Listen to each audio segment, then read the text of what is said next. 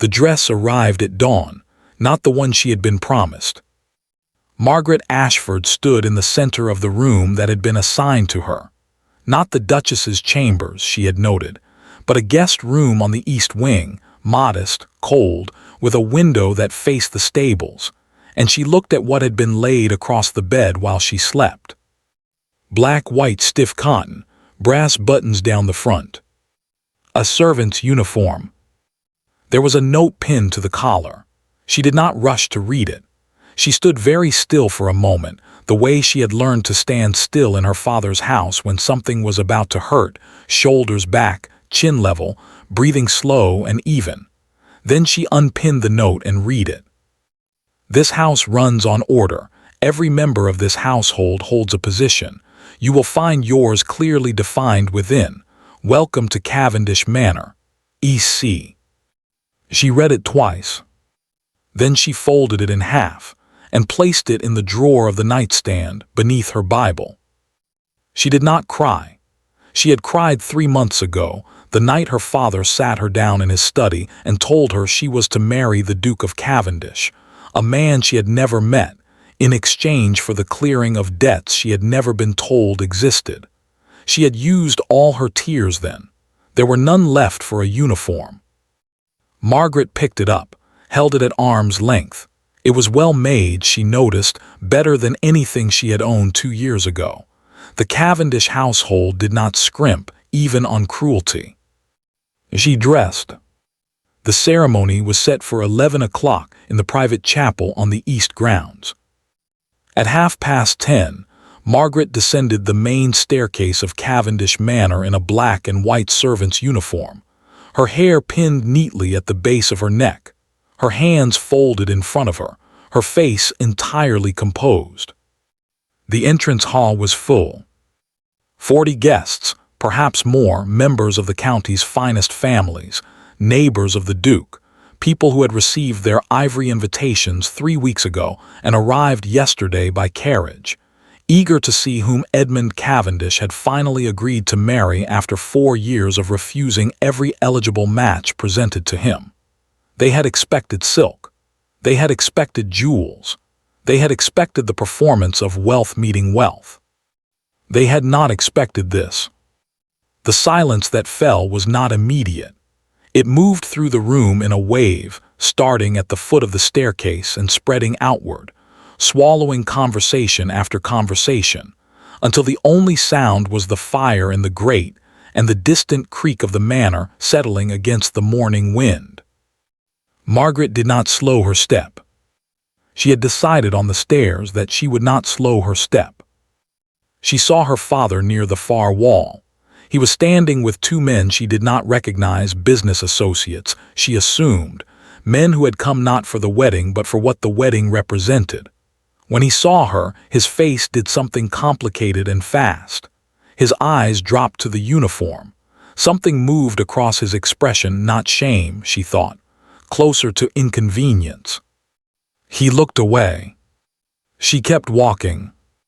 She did not look for the Duke. She knew where he would be, at the front of the chapel, waiting, because whatever Edmund Cavendish was, he was not a man who arrived late to anything.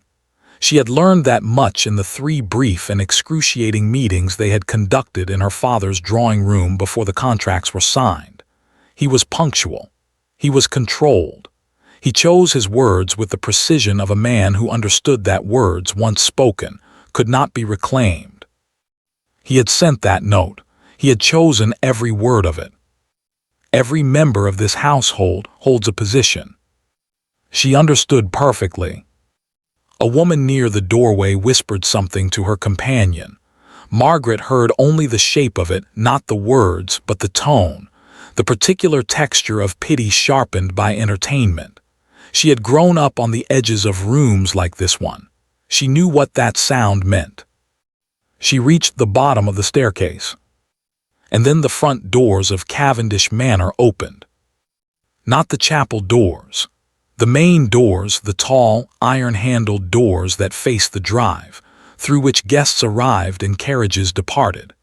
They opened with the particular authority of doors that are never opened without reason, and the morning light came through sharp and cold, and with it came the sound of a cane striking marble. One step, then another. The guests nearest the entrance moved without quite knowing why. A parting, instinctive, the way water moves around something that does not intend to be stopped. The woman who entered was not tall. She had not been tall even in her youth, Margaret would later learn, and 83 years had compressed her further, curving her spine into something that suggested a question mark, though her head remained lifted with an authority that made her height entirely irrelevant. Her dress was gray. Her hair was white. Her eyes, sharp and dark and moving swiftly across the room, found Margaret at the foot of the staircase within 3 seconds of crossing the threshold. They stayed there. Vivienne Cavendish, Dowager Duchess, mother of the late Duke, grandmother of the current one, had not been seen in public in 2 years. She had written to no one, accepted no visitors, and ignored every letter her grandson had sent regarding the upcoming wedding. She looked at Margaret. She looked at the uniform. Her expression did not change, but something in the room changed, some pressure, some temperature, and every person standing between the Dowager Duchess and the foot of that staircase found a reason to be somewhere else. In the silence that followed, Vivienne Cavendish crossed the entrance hall, stopped 3 feet from Margaret, and looked at her for a long moment with those sharp, unhurried eyes. Then she turned her head toward the chapel doors. Her voice when she spoke was not loud. It did not need to be. "Edmund." One word. The chapel doors opened. Edmund Cavendish filled a doorway the way very few men did, not through width or excessive height, but through something less measurable, a stillness, a density. He stood at the threshold of the chapel and looked at the entrance hall with the expression of a man who had arranged everything precisely and was now calculating what had gone wrong. His eyes moved to his grandmother first, then to Margaret. They stayed on Margaret for exactly 3 seconds. She counted. She had developed in the weeks since her engagement a habit of counting the seconds Edmund Cavendish spent looking at her, because it was the only reliable way to measure what he was thinking. He was not a man who revealed himself in words, but duration, she had found, told its own story. 3 seconds on the uniform. 1 second back to his grandmother. He crossed the hall. He moved without urgency, which was somehow worse than if he had rushed, the unhurried pace of a man who did not believe he had anything to answer for. Guests shifted out of his path. Her father straightened. Margaret kept her hands folded and her chin level and watched him come. He stopped beside his grandmother. Vivienne did not look up at him. She was still looking at Margaret with that expression that gave nothing away and somehow, because of that, gave everything away. "You will fix this," Vivienne said, still quiet, still perfectly even. "Now, before another minute passes in my house." "Grandmother." "I did not ask you a question, Edmund." The room was so silent that Margaret heard the fire. She heard the wind at the high windows. She heard the particular quality of a silence that occurs when 40 people are trying very hard to appear as though they are not listening. Edmund looked at Margaret then, directly, fully, not the 3-second assessment from across the room, but something longer, something that she could not quite classify, not apology, certainly not that, but perhaps the closest Edmund Cavendish could come to recalculation. She held his gaze and did not help him with it. "Mrs. Hartley," he said, without turning his head. The housekeeper appeared from the side corridor with the speed of a woman who had been hovering nearby, which Margaret suspected she had been. There was a bundle of fabric over her arm, cream-colored, simple but fine. Edmund took it, held it out toward Margaret. She looked at it for a moment. Then she looked at him. She took it. The room Edmund's housekeeper brought her to was not the East Wing guest room. It was larger, south-facing, with windows that caught the late morning light and held it. A proper dressing table. A wardrobe already hung with clothes she did not recognize and then, looking closer, did her own, but pressed and arranged with a care they had never received in her father's house. Someone had been preparing this room for some time. She dressed without assistance. She did not want assistance. She wanted the 10 minutes alone in that room to breathe and arrange her face into something she could wear for the rest of the day. The cream dress fit precisely. She did not want to think about what that meant, that someone had known her measurements, that someone had prepared this, that the uniform this morning had been a choice made against an existing alternative. She pinned her hair herself, looked in the glass for a long moment. The woman looking back at her was composed, a little pale, eyes clear. Good asterisk, she thought, stay that way. The ceremony was brief and correct. Edmund spoke his vows in the same tone he used for everything, measured, uninflected, impossible to read. Margaret spoke hers clearly, because she had decided that whatever else happened in this marriage, she would not mumble. Vivienne sat in the front pew and watched everything. Her father sat 3 rows back and watched nothing. Afterward, at the wedding breakfast, Margaret was seated at Edmund's right. The correct position. The Duchess's position. No one said anything about the morning, which meant everyone was thinking about it. She could feel it in the careful way conversation steered around her, the slightly too bright smiles of the women who introduced themselves, the way the men addressed themselves primarily to Edmund and added her as an afterthought. She ate, she spoke when spoken to. She asked 2 women about their estates and remembered everything they told her. Edmund, beside her, said nothing to her directly for the first 2 hours. Then, during a lull between courses, without turning his head, "You wore it." She did not pretend not to understand. "Yes," she said. "I did not expect that." She picked up her glass. "I know." He was quiet for a moment. Most women would have. "I am not most women," she said pleasantly, the way she had learned to say difficult things. "Your Grace." He looked at her then, that longer look again. She met it and then returned her attention to her plate. She went to find Vivienne that evening. The Dowager Duchess had been installed in the West Wing, the best rooms, Margaret noted, better than the one she herself had been given, though she chose not to examine that too closely. She knocked. A maid answered and then stepped aside, which told Margaret that Vivienne had given instructions to admit her. The old woman was seated near the window with a cup of tea and a book she was not reading. She looked up when Margaret entered and gestured to the chair opposite without ceremony. Margaret sat. For a moment neither of them spoke. The fire was warmer here than anywhere else in the manor. Margaret suspected Vivienne had simply demanded it.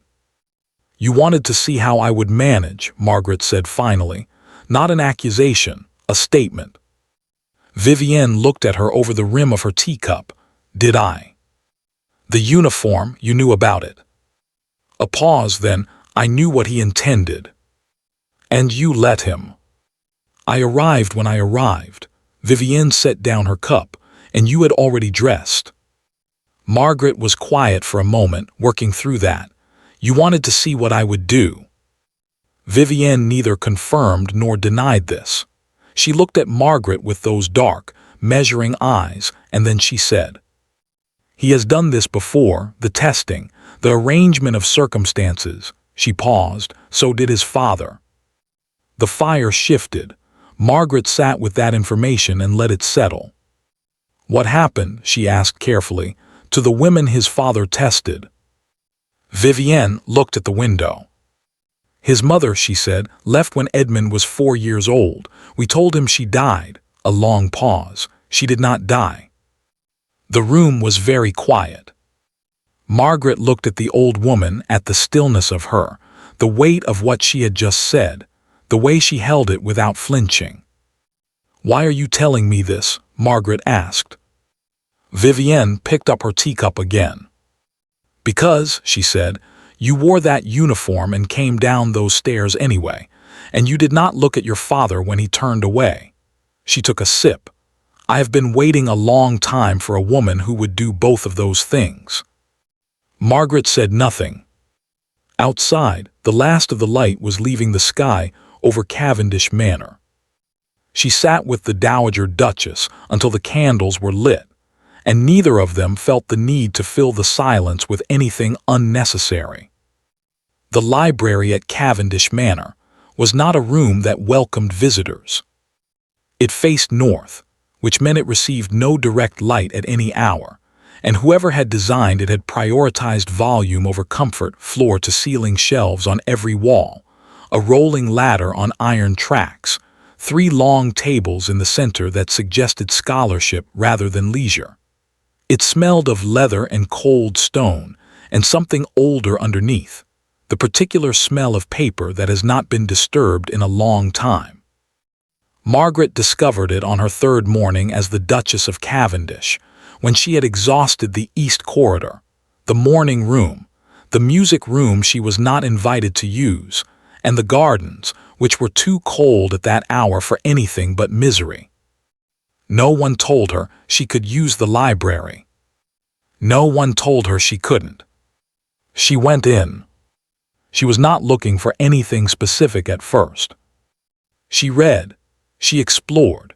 She ran her fingers along spines and pulled out volumes at random and sat at the long table nearest the door with a candle and worked her way through whatever she found. It was what she had always done in difficult houses. Her father's house had been a difficult house for most of her life, and books had been the only rooms within it that did not require her to perform anything. On the 4th morning, she found the estate records. They were not hidden. They were simply shelved in the way that things are shelved when the person doing the shelving does not expect anyone else to look, without system, without logic, tucked between agricultural almanacs and outdated maps of the county. Ledgers, correspondence files, legal documents going back 3 generations. She told herself she was simply reading. She read for 6 mornings before she found the contract. It was not labeled with her name. It was labeled with her father's name, and the name of a mining company she did not recognize, and the date, 4 months before her engagement, 8 months before the wedding. She read it twice, then a 3rd time. Then she sat very still for a long while and looked at the candle flame and thought about her father's study, the evening he had called her in and told her about the Duke. She had been mending a sleeve at the time. She remembered setting it down. She remembered the particular quality of her father's voice, not apologetic, not quite, but slightly too deliberate, the voice of a man who had prepared what he was going to say and was now delivering it carefully. "There is an opportunity," he had said, "a good match, a title security." He had not mentioned the mining rights. He had not mentioned the £30,000 in cleared debts. He had not mentioned that her name appeared in this contract in a single clause, halfway down the 2nd page, listed not as a person but as a condition: transfer of Miss Margaret Ashford, eldest daughter, informal marriage, the way one might list a parcel of land or a piece of furniture being included in a sale. A condition. Not a person, a condition. She folded the contract precisely along its original creases and replaced it exactly where she had found it, between the almanac from 1841 and the survey map of the North Field. Then she closed the ledger on top of it. Then she sat for another long moment. Then she went to breakfast. Edmund was already at the table. This was consistent.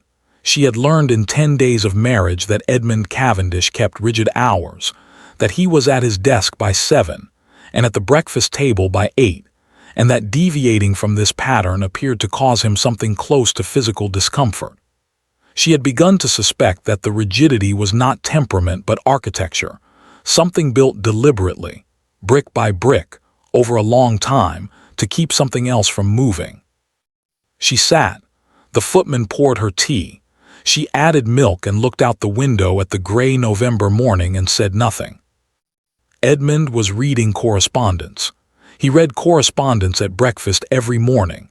He had not, in 10 days, asked her a single question about herself. She had been waiting to see how long it would take. "The library," she said. He looked up. "I have been using it in the mornings," she said. "I wanted to tell you in case someone mentioned it and you were unaware." He looked at her for a moment. "It is your house," he said. "You do not require my permission to use the library." "No," she agreed, "I don't." He returned to his correspondence. She drank her tea. "The estate records are kept there," she said. "I found them rather interesting." The pause before he looked up was very small, half a second, perhaps less, but she had been watching for it. "Are they?" he said, not a question. She set down her cup. "I had not realized how much a title of this size requires to maintain, the extent of the arrangements necessary."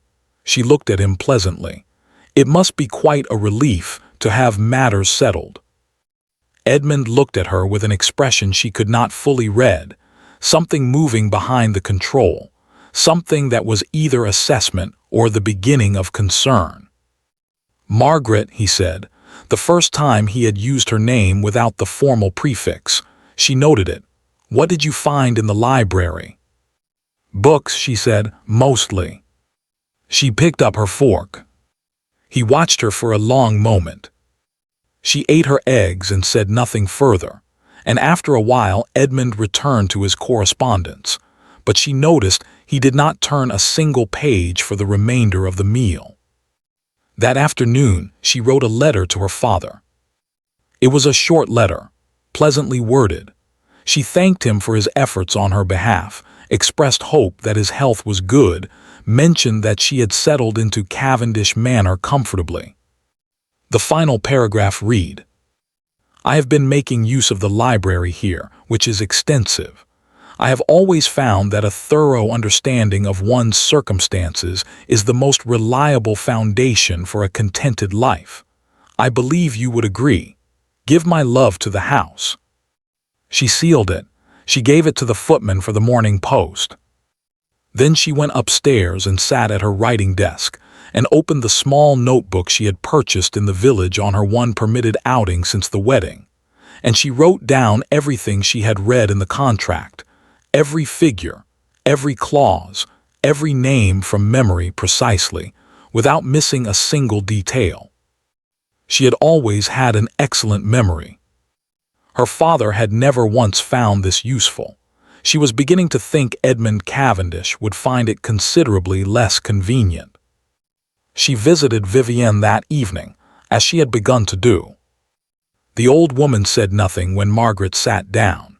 She simply poured a second cup of tea and pushed it across the small table, and waited with the patience of someone who had learned that useful things arrived in their own time. "The contract," Margaret said, "between my father and the mining company, the one that lists me as a condition of sale." Vivienne did not look surprised. "You found it. You knew it existed." "I know everything that exists in this house," Vivienne said simply. "I have lived in it for 60 years. Margaret wrapped her hands around the teacup. "Does Edmund know I've found it?" "He suspects." Vivienne tilted her head slightly. "He is not a stupid man. He is a wounded one, which is a different problem entirely." "He sold me," Margaret said. She said it quietly, the way she said things that were true and painful, not dramatizing them, just setting them down where they could be seen clearly. "My father sold me and Edmund bought me, and neither of them thought it necessary to mention that to me." "No," Vivienne said, "they did not." "And you," Margaret looked at her, "what did you think was necessary?" The old woman was quiet for a moment. The fire shifted. Outside, the wind had picked up, moving across the manor's stone face with the particular persistence of a November that intended to be felt. "I thought," Vivienne said slowly, that what was necessary was a woman who would find out for herself. She met Margaret's eyes and decide what to do with it. Margaret held her gaze. That is not an answer. No, Vivienne agreed. It is a test. I seem to have developed a habit of those. Despite everything, despite the contract and the mourning and the 10 days of careful nothing that had passed since, despite all of it, Margaret felt something shift in her chest. Not warmth, exactly. Something more guarded than warmth. The beginning of something she did not yet have a name for. "What would you have done," she asked, "if I had not come to find you that first evening?" Vivienne smiled. It was a small smile, and it rearranged the lines of her face into something that must once have been formidable in a very different way. "Gone to find you," she said. Margaret walked back through the manor that night along corridors lit by oil lamps, past closed doors and sleeping rooms, through the particular hush of a large house after dark. She stopped once, outside the door of Edmund's study. Light under the door, late past 11. She stood there for a moment, the notebook with the contract details held against her chest, and she thought about wounded men and the architecture they built, and the women who disappeared inside it. Then she walked on to her room. She was not ready, not yet. But she was beginning to understand the shape of what she was dealing with. And understanding, in Margaret Ashford's experience, was always where the real work began. She arrived on a Thursday. Margaret knew she was coming before she arrived, not because Edmund had told her, which he had not, but because she had been watching the household for 3 weeks by then and had learned to read it the way she had once learned to read her father's house. A large household, she had discovered, was not so different from a small one. The same currents moved through it, the same shifts in temperature and pace, in the careful avoidance of certain subjects by certain people. You simply had to pay attention. The housekeeper had the blue guest suite prepared on Wednesday evening. The blue suite was the best guest accommodation in the manor. Margaret had noted this on her first week, during her systematic exploration of every room she was not explicitly told she could not enter.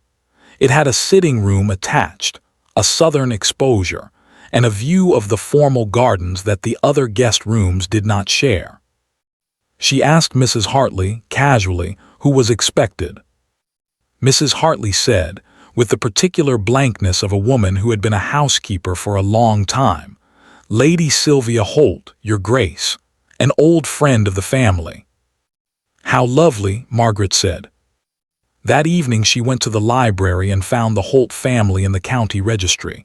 Sylvia Holt, 26, father a baronet deceased, mother still living in Bath, no siblings, no current engagement. She had been engaged once, the registry noted in the dry shorthand of such documents, to Edmund Cavendish, Duke of Cavendish. Engagement dissolved, 1848. 3 years ago. Margaret closed the registry, replaced it on the shelf, went to bed. She slept perfectly well. Lady Sylvia Holt was beautiful in the way that certain women are beautiful, not accidentally, not incidentally, but with an awareness of it that had been so thoroughly integrated into her manner that it no longer read as vanity. It simply read as fact, the way a tall woman's height reads as fact, something that had been accounted for and arranged around long ago. She arrived at noon with 2 trunks and a lady's maid and a smile that she distributed evenly across everyone in the entrance hall, landing finally on Edmund with a warmth that was perfectly calibrated, not inappropriate, not excessive, simply the warmth of a long friendship, of shared history, of ease. "Edmund," she said.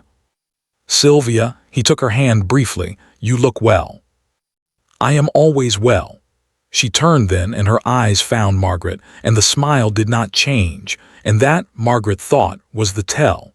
Most people's smiles changed slightly when they moved from the expected to the unexpected. Sylvia's did not move at all. "And you must be Margaret," she said. "I have been so eager to meet you." "And you," Margaret said pleasantly. "Edmund has mentioned you." He had not mentioned her. They both knew he had not mentioned her. But the claim cost Margaret nothing, and landed with a weight that Sylvia would spend the next several hours quietly measuring. "All good things, I hope," Sylvia said. "Naturally," said Margaret. She was, Margaret admitted privately, very good. Over the following 3 days, Lady Sylvia Holt demonstrated a mastery of the social interior that Margaret could only describe as architectural.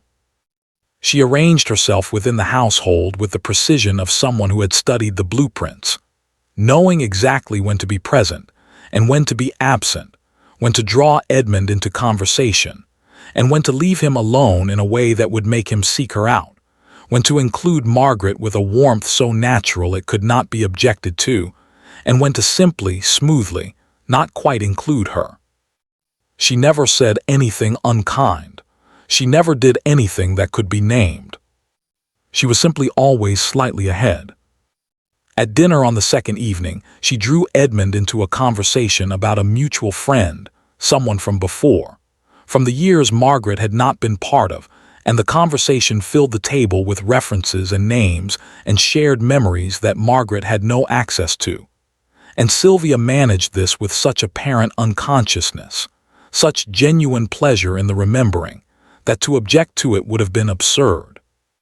Margaret did not object to it. She listened. She filed everything away. She asked, at one point, a single question about the mutual friend, a question that revealed she had been following the conversation precisely. And Sylvia looked at her with those careful, pleasant eyes and answered it with a warmth that was, Margaret thought, genuine in its way. Sylvia did not dislike her. That would have been simpler. Sylvia simply did not believe she would last. On the third day it rained. The kind of rain that settled in over the county and announced it intended to stay gray and steady and impersonal, turning the gardens to mist and the gravel drive to something closer to a riverbed. Margaret spent the morning in the library. She heard Sylvia and Edmund in the music room down the corridor, piano, at first, and then voices, easy and low, punctuated occasionally by something that might have been laughter. She read 3 chapters of a history of the county she did not particularly care about. At noon she went to her room to change for luncheon. Her lady's maid, a quiet girl named Dora who had been assigned to her by Mrs. Hartley, and whom Margaret had been careful to treat with consistent consideration, was already there, laying out a dress. On the dressing table, folded, was a piece of paper. Not a letter, no envelope, simply a folded page placed where Margaret would find it. Dora's back was turned. Margaret picked it up and opened it. It took her a moment to understand what she was reading. Then it took her another moment to understand how she felt about what she was reading. Then she folded it again, carefully, and placed it in her pocket and said to Dora, "The blue dress, I think, not the gray." It was a letter from Sylvia to Edmund. She did not know how it had come to be on her dressing table. She did not know if Dora had placed it there deliberately, under instruction from someone, or if it had been intended for Edmund's room and delivered to the wrong door, or if Vivienne had somehow arranged it. She put nothing past Vivienne. She did not know, and she filed the not knowing alongside everything else and focused on what she did know, which was what the letter said. It was dated 2 weeks ago, before Sylvia had arrived, before even the invitation had been sent. It was not a love letter, which was almost disappointing in its way. It would have been simpler to manage a love letter. It was a strategy.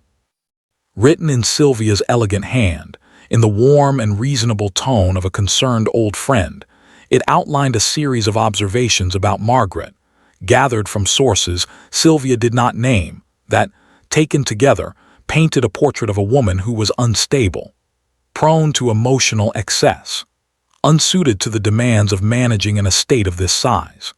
Given, the letter suggested delicately, to episodes of a nervous character that her family had taken pains to conceal.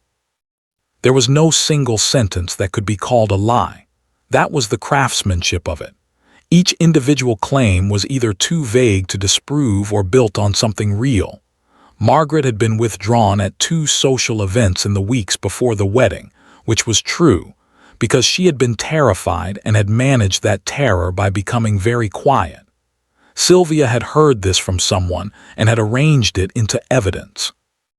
The letter closed with a paragraph about Edmund's happiness, about how much Sylvia cared for him, about how she could not stand by and watch him enter an arrangement that would ultimately make both parties miserable.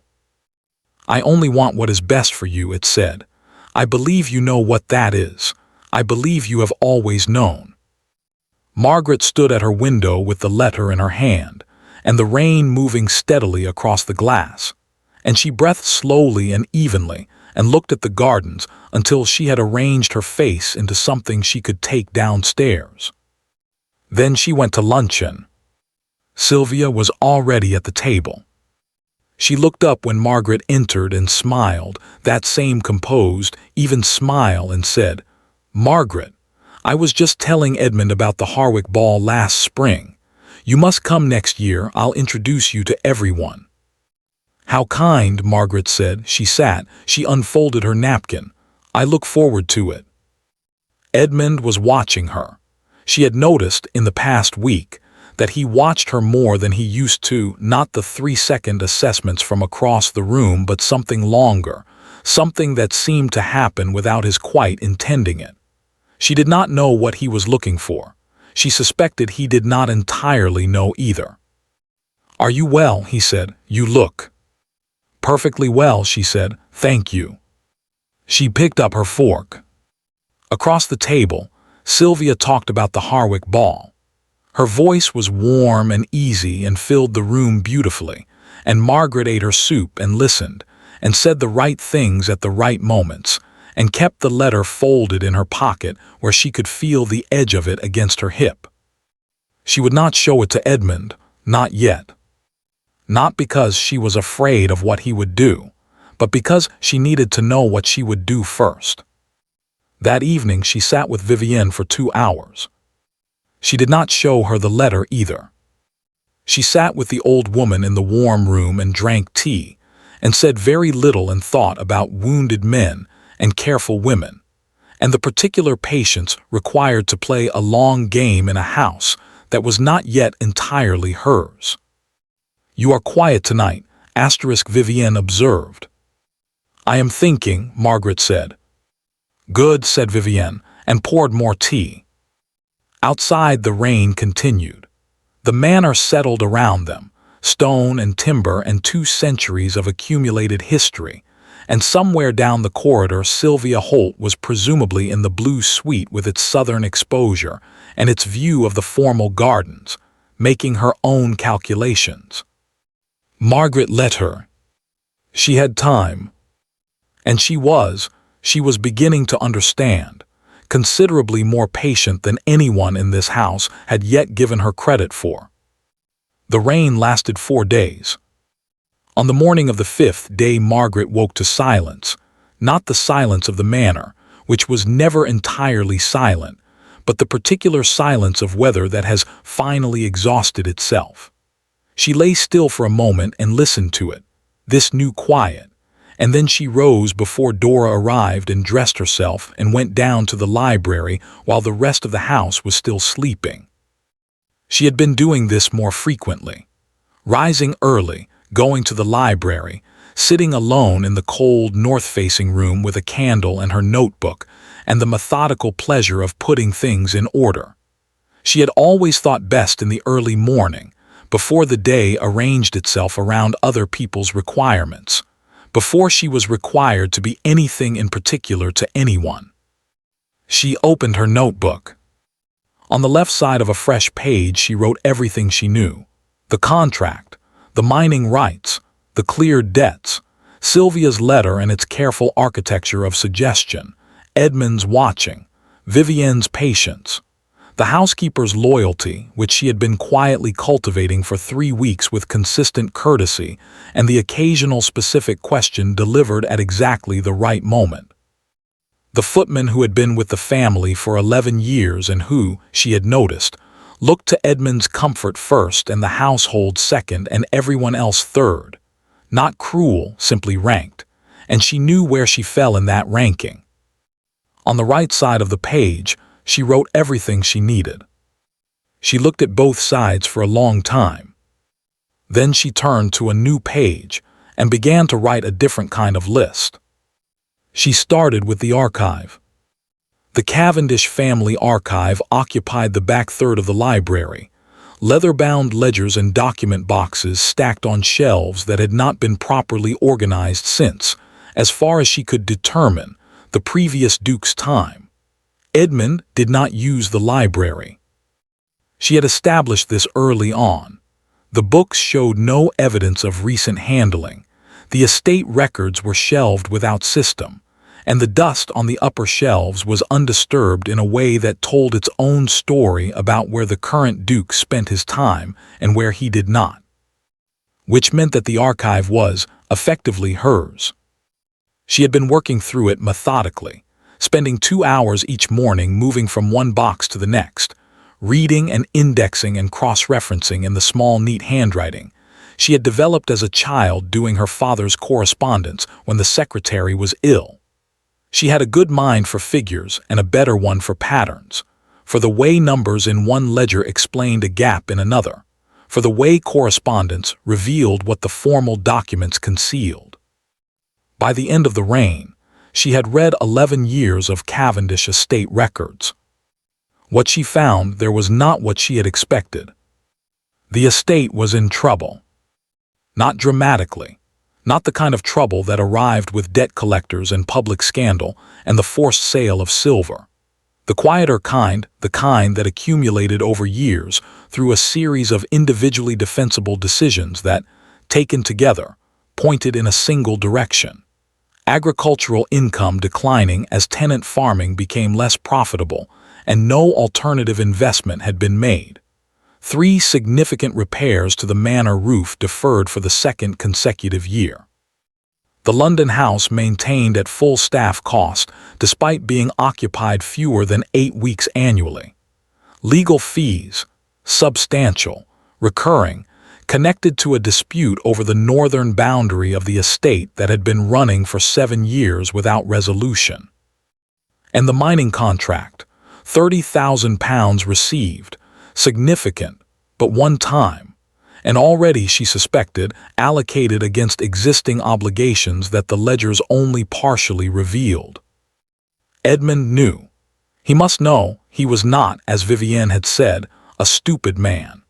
But knowing and solving were different problems, and the estate records suggested that the Duke of Cavendish had been managing the distance between those two problems for several years, with the particular skill of a man who was very good at maintaining appearances. She sat with this for a long time. She thought about the uniform, about a man who had sent his new wife to the servants' entrance before she had even crossed his threshold, not casually, not carelessly, but deliberately, with a note prepared in advance, with a plan. She thought about what Vivienne had told her. He was afraid I would leave. She thought about the architecture Edmund had built around himself, brick by careful brick, and she thought about what kind of man builds walls that high and that deliberate. A man who has watched someone leave before. A man who had decided, somewhere along the way, that the safest position was the one from which he could not be surprised. She understood that. She did not excuse it, but she understood it. And understanding it told her something useful. Edmund Cavendish did not know what to do with a woman who did not behave as expected. The uniform had been a test, perhaps unconscious, perhaps not, and she had failed to fail it, and now he did not know where to put her. That, she thought, was the beginning of a door. She did not intend to push it open, not yet, but she intended to know exactly where it was. She went to find Vivienne that morning with the notebook under her arm and a specific question. she had been working toward for 2 weeks. The Dowager Duchess was awake. She was always awake early, another thing Margaret had come to rely on, and she looked at the notebook and then at Margaret and said nothing, simply waited with that particular patience of hers that had begun to feel, to Margaret, less like strategy and more like a form of respect. Margaret sat. She opened the notebook to the page with the 2 columns and set it on the table between them. Vivienne looked at it for a long moment. She read carefully and completely, which Margaret had expected. She did not rush, did not skim, gave the page the full attention it deserved. Then she looked up. "You have been busy," she said. "I have been reading," Margaret said. "The archive is extensive." "Edmund does not use the library." "No." "His father did not either." Vivienne tilted her head slightly. "His mother did, every morning before anyone else was awake, the same hours you keep." She paused. "I do not think that is a coincidence. I think the library knows who needs it." Margaret looked at her. "You said Edmund's mother did not die."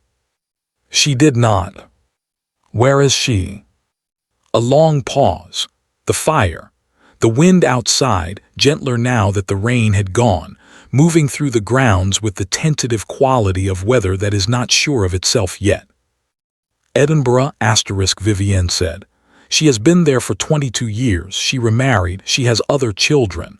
She said this without inflection, as one states a geography. "Edmund does not know. He believes she died when he was 4. His father told him so. I allowed it." She met Margaret's eyes. "That is the thing I will answer for in the end. The rest I can defend, that I cannot." Margaret was quiet for a moment. "Why are you telling me now?" "Because you have a right to understand what you are married to," Vivienne said. "Not Edmund specifically. What was made of him, the shape of the damage." Margaret looked at the fire. She thought about a 4-year-old boy being told his mother had died. She thought about what you built after that if no one stopped you from building the wrong things. "The estate," she said finally, returning to the notebook. "The finances. Edmund is managing a slow problem." "Yes." "The mining contract buys time. It does not solve anything." "No." "There are options," Margaret said. She turned to the next page of the notebook, where she had spent 3 mornings working through figures. "The boundary dispute in the north. I found the original survey documents from 1831. The current legal argument is based on a map that postdates that survey by 12 years and contains an error that I believe could be demonstrated with the original. The legal fees stop. The northern grazing land, which is currently idle, becomes viable again." She paused. "The London house. At full staff year-round for a property occupied 8 weeks, the calculation is straightforward. A reduced household with a capable caretaker saves considerably. That money redirected to the roof repairs, which if deferred another year will become a substantially larger problem." She stopped. She looked at Vivienne. The old woman was watching her with an expression that was not quite a smile and not quite something else. Something in between. Something that had more history in it than Margaret could fully read. "You did this in 3 weeks, Vivienne said. "I had access to the archive," Margaret said.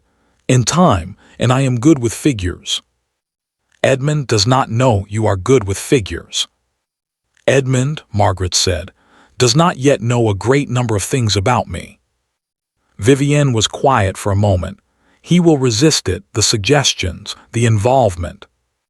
"I know." "He will see it as an encroachment," Margaret said. "Yes, I know that too." She closed the notebook. "I am not planning to present it to him as a suggestion." Vivienne raised an eyebrow. "The solicitor who manages the boundary dispute," Margaret said, "Mr. Alcott. He comes to the manor quarterly. His next visit is in 3 weeks." She folded her hands on the notebook. "I would like to meet with him." "Edmund will need to arrange that." "Yes," Margaret said, "he will." She paused. "Will you help me?" Vivienne looked at her for a long moment.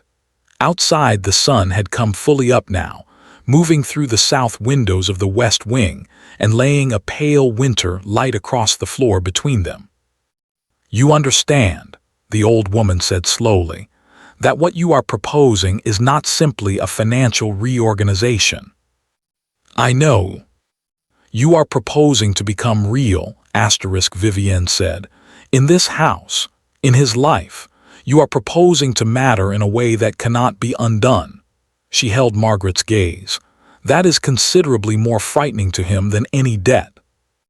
"I know that too," Margaret said quietly. A long silence. Then Vivienne reached across the small table and picked up Margaret's notebook and opened it to the financial pages and read through the figures one more time, slowly, completely, with the attention of someone who spent 60 years managing a household and understood exactly what she was looking at. She set it down. "I will speak to Edmund," she said. "About the solicitor," she paused. "He will ask why." "What will you tell him?" "The truth," said Vivienne, "that his wife requested it, and that he should be paying considerably more attention to his wife." Edmund came to the library that afternoon. She heard him before she saw him. His footstep in the corridor had a particular quality, distinct from the household staff, something in the weight and rhythm of it that she had learned to recognize. She did not look up from the document she was reading. She waited. He stood in the doorway for a moment. She was aware of this the way one is aware of a change in light. "My grandmother tells me you would like to meet with Alcott," he said. "Yes," she said. She turned a page. "May I ask why?" She looked up then. He was standing with his hands behind his back in the posture she had come to think of as his formal posture, the one he used when he was managing something. She held his gaze steadily. "I found the original survey documents from 1831, she said. "The ones that predate the map your legal team has been working from. I believe there is an error in the later map that has been driving 7 years of unnecessary litigation." She paused. "I would like to show them to Mr. Alcott and hear his assessment." Edmund looked at her. The silence stretched. "You found them in the archive," he said. "Yes." "You have been working in the archive."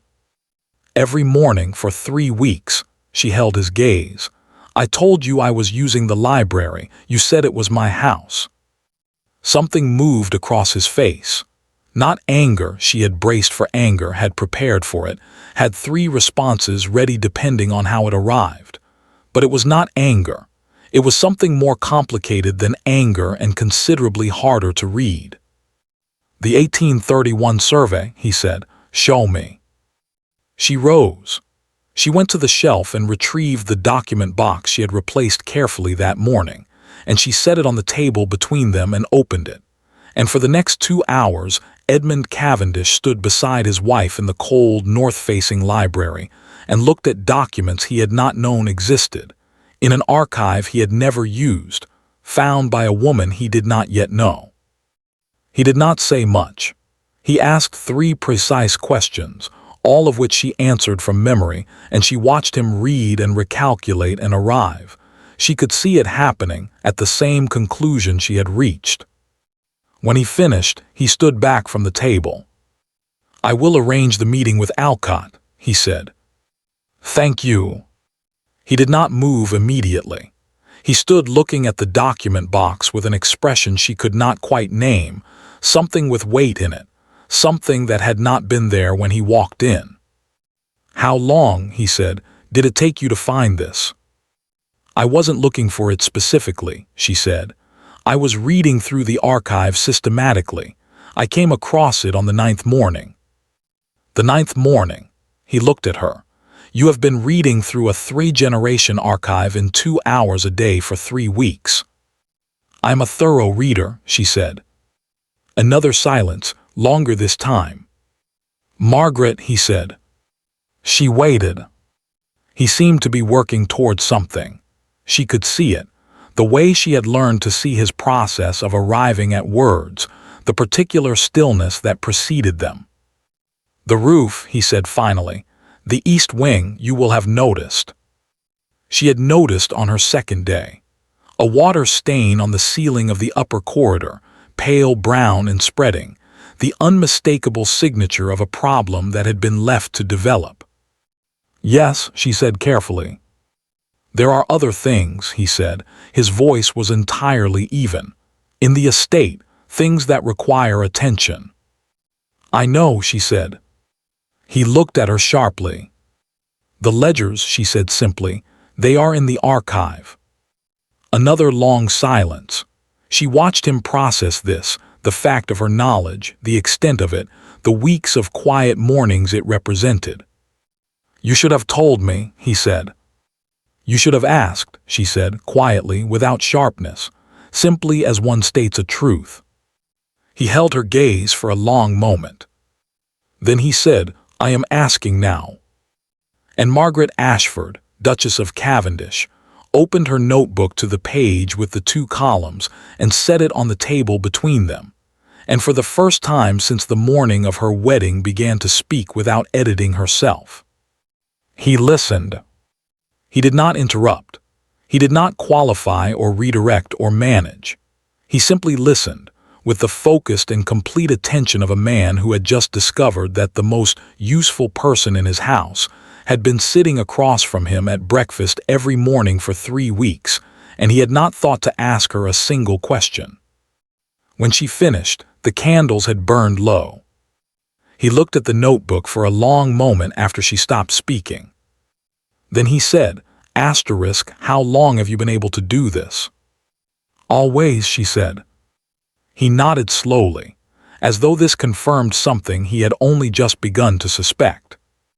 "I will need copies," he said, "of the figures if you are willing." "I'll have them for you by Friday," she said. He picked up his coat from the chair where he had set it 2 hours ago, and he moved toward the door, and then stopped with his hand on the frame, and stood there for a moment with his back to her. "The uniform," he said. She waited. "It was wrong," he said, very quietly, with the particular difficulty of a man for whom those words cost something real. "What I did, it was wrong." She looked at his back, at the set of his shoulders, at the effort visible in them. "Yes," she said, "it was." She did not say, "It's all right." She did not say, "I forgive you." She was not ready to say either of those things, and she would not say them before she was ready. But she did not look away. He left. His footstep moved down the corridor and faded. Margaret stood alone in the library with her notebook and the low candles and the old smell of paper and stone, and she breathed slowly and evenly and looked at nothing in particular for a long moment. Then she sat down, opened the notebook to a new page, and began writing the copies he had asked for. She worked until the candles went out. Sylvia left on a Saturday. Margaret knew she was leaving before the trunks appeared in the corridor. She had felt it building for 2 days, a shift in the household's atmosphere, a tightening, the way air changes before weather. Sylvia had been watching. She had watched the library meeting from a distance she could not have named, but Margaret could feel the particular attention of someone recalculating. The solicitor meeting had happened on Thursday. Mr. Alcott had arrived at 10, a thin, precise man in his 60s who had been managing Cavendish legal affairs for 20 years and who looked at Margaret when she entered the study with the careful blankness of a professional who had learned not to show surprise. Edmund had introduced her without qualifier. "Not my wife wishes to observe, or the Duchess will be joining us briefly, but simply, my wife. She found the documents. You should hear it from her." Alcott had heard it from her.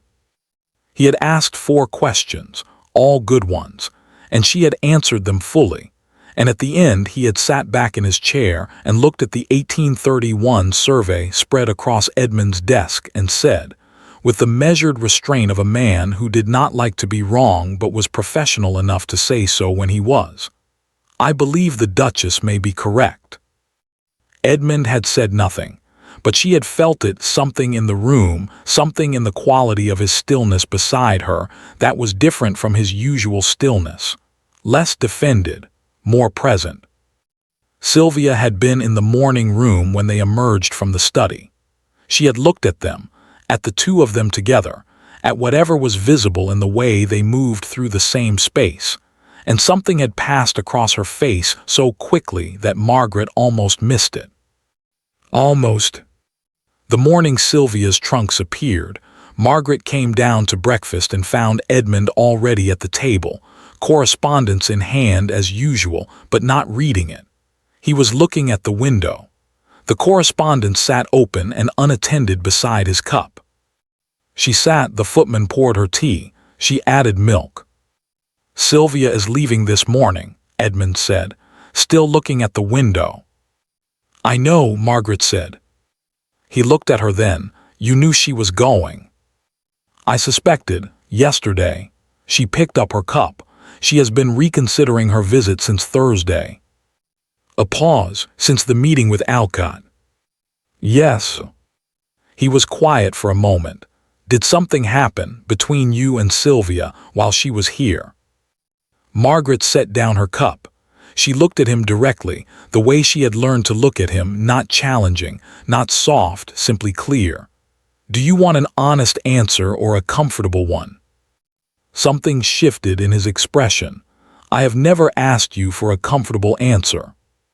"No," she said, "you haven't." She paused. "Nothing happened between us directly. She is too careful for that." She considered her words. "She came here with a purpose. I don't believe the purpose is working anymore, so she is leaving." Edmund looked at her for a long moment. "What purpose?" "To remind you of something," Margaret said carefully. "Of a time before, of what was familiar." She held his gaze. "And perhaps to establish that I was not." The silence that followed was long enough that the fire shifted and settled, and the footman moved quietly in the background, and neither of them looked away. "She wrote to me," Edmund said finally. "Before she arrived, I should tell you that." "I know," Margaret said. His eyes sharpened. "How?" She reached into the pocket of her morning dress and set the letter on the table between them. He looked at it. He did not touch it immediately. He looked at it the way one looks at something one has been hoping would not exist. "Where did you get this?" "It was left in my room," she said. "I don't know by whom. I have my suspicions, but I cannot confirm them." "How long have you had it?" "Since the 4th day of her visit." He looked up. "You had this for a week and said nothing." "I was deciding what to do with it," she said. "I have decided." "Which is?" "To give it to you," she said, "and let you do what you think is right." She paused. "I am not going to manage your relationships for you, Edmund. I am not going to tell you what to feel about someone you have known for years. I am only going to tell you what I know, and what I know is that this letter was written before she arrived, and it describes a plan, and the plan concerns me." He picked up the letter. She watched him read it. She had read it enough times to know it by heart, to know exactly where his jaw would tighten, and where his expression would close, and where, near the bottom of the 2nd page, something would happen in his eyes that she had not seen before and could not fully name. He set it down. He did not speak for a long time, long enough that she began to wonder if she had miscalculated, if she had given it to him too soon, too directly, if he would close around it the way he closed around everything, and she would lose the careful inch of ground she had gained in the library. Then he said, "I owe you an apology." She waited. "Not for the letter," he said. "That is, I will address that separately. I mean for—" He stopped. He looked at the table. For the first time since she had known him, he looked, very briefly, uncertain. For the weeks before the solicitor, for not another stop. "I was not paying attention," he said finally, "to what was in this house, to what you were doing. I was not paying attention, and I should have been." Margaret looked at him carefully. "That is a partial apology," she said. It accounts for the last 3 weeks. It does not account for the first morning. He met her eyes. No, he said, it does not. I'm not asking you to account for it now, she said. I'm asking you to know that I haven't forgotten it, and that a partial apology, while appreciated, is not a complete one. Something moved across his face, something that in a less defended man she might have called shame. Understood, he said quietly. She nodded. She picked up her tea. Tell me about Sylvia, she said. Not what happened between you, I don't need that. Tell me what she means to you now, what she represents. He looked at her. Why? Because I am your wife, she said simply, and I would like to understand the people in your life. And because, she paused, choosing this carefully, because I think you have been carrying things alone for a very long time, and I am not asking you to stop. I am only asking you to know that you don't have to. The silence after that was different from the other silences. Less defended. Something in it that had not been there before, a quality she could not quite name, something tentative and careful, like the first morning after a long rain. Edmund looked at the window for a moment, then he looked at his hands, then he looked at her. Sylvia, he said slowly, represents a time when I believed things were simple. He paused. I was 23. I thought I understood what I wanted. I thought I understood. He stopped again. I did not understand very much. What happened? I ended it, he said. Not she. He was quiet. I ended it because I realized that what I felt for her was comfortable, and I did not know at 23 that comfortable was worth something. A pause. I thought I was waiting for something larger. Were you? He looked at her directly. I don't know yet, he said.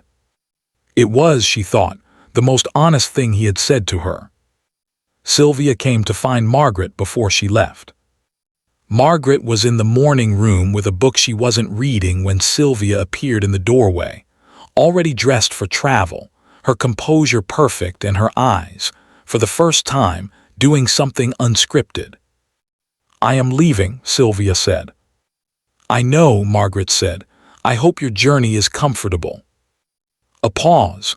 Sylvia looked at her with those careful eyes and something beneath them that was working very hard.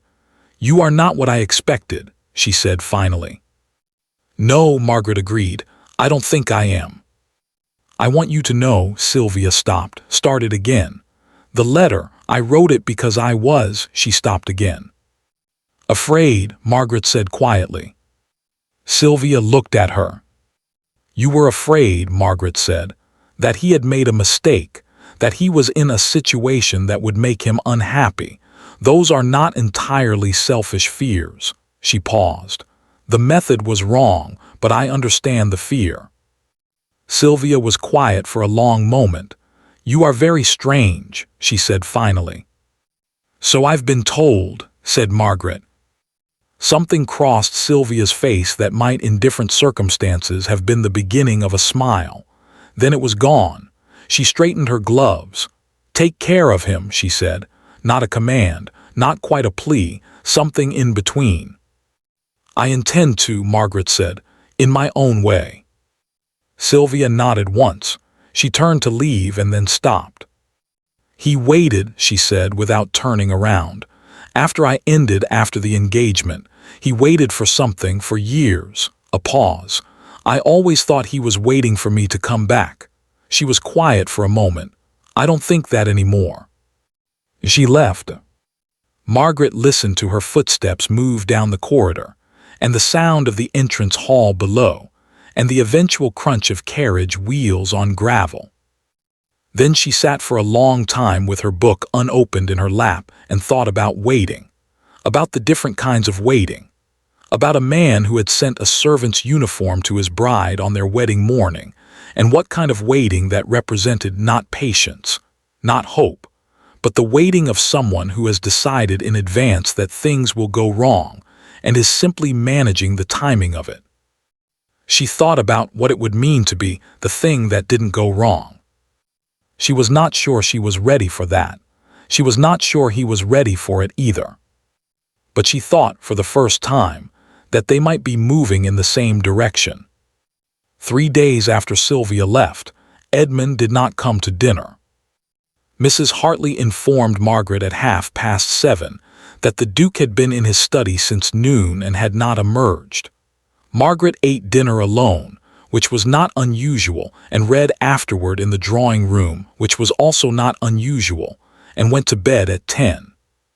She lay awake. At 11:30, she heard his footstep in the corridor. It stopped outside her door. She lay still. The fire in her room had burned low. The house was entirely quiet around them, that deep, specific quiet of a large house well after midnight, when even the last of the staff had gone to bed and there was nothing left but the building itself, breathing. He knocked. Not loudly. A single knock, restrained, with the particular quality of a sound made by someone who is not certain they should be making it. She looked at the ceiling. She thought about the uniform, about the contract, about 3 weeks of breakfasts where he had not asked her a single question, about the library and the survey and I am asking now, about Sylvia's letter and the partial apology and I don't know yet. She thought about his mother in Edinburgh, about a 4-year-old boy told she had died, about the architecture of a man built around a wound that had never been correctly named. She thought about what Vivienne had said. You wore that uniform and came down those stairs anyway. She was not ready to open the door. She knew that, she was clear about that. But she was also, she realized, lying completely still and not sleeping, listening to the silence on the other side of the door with more attention than she had given to anything in weeks. She did not open the door. But she did not call out and tell him to leave either.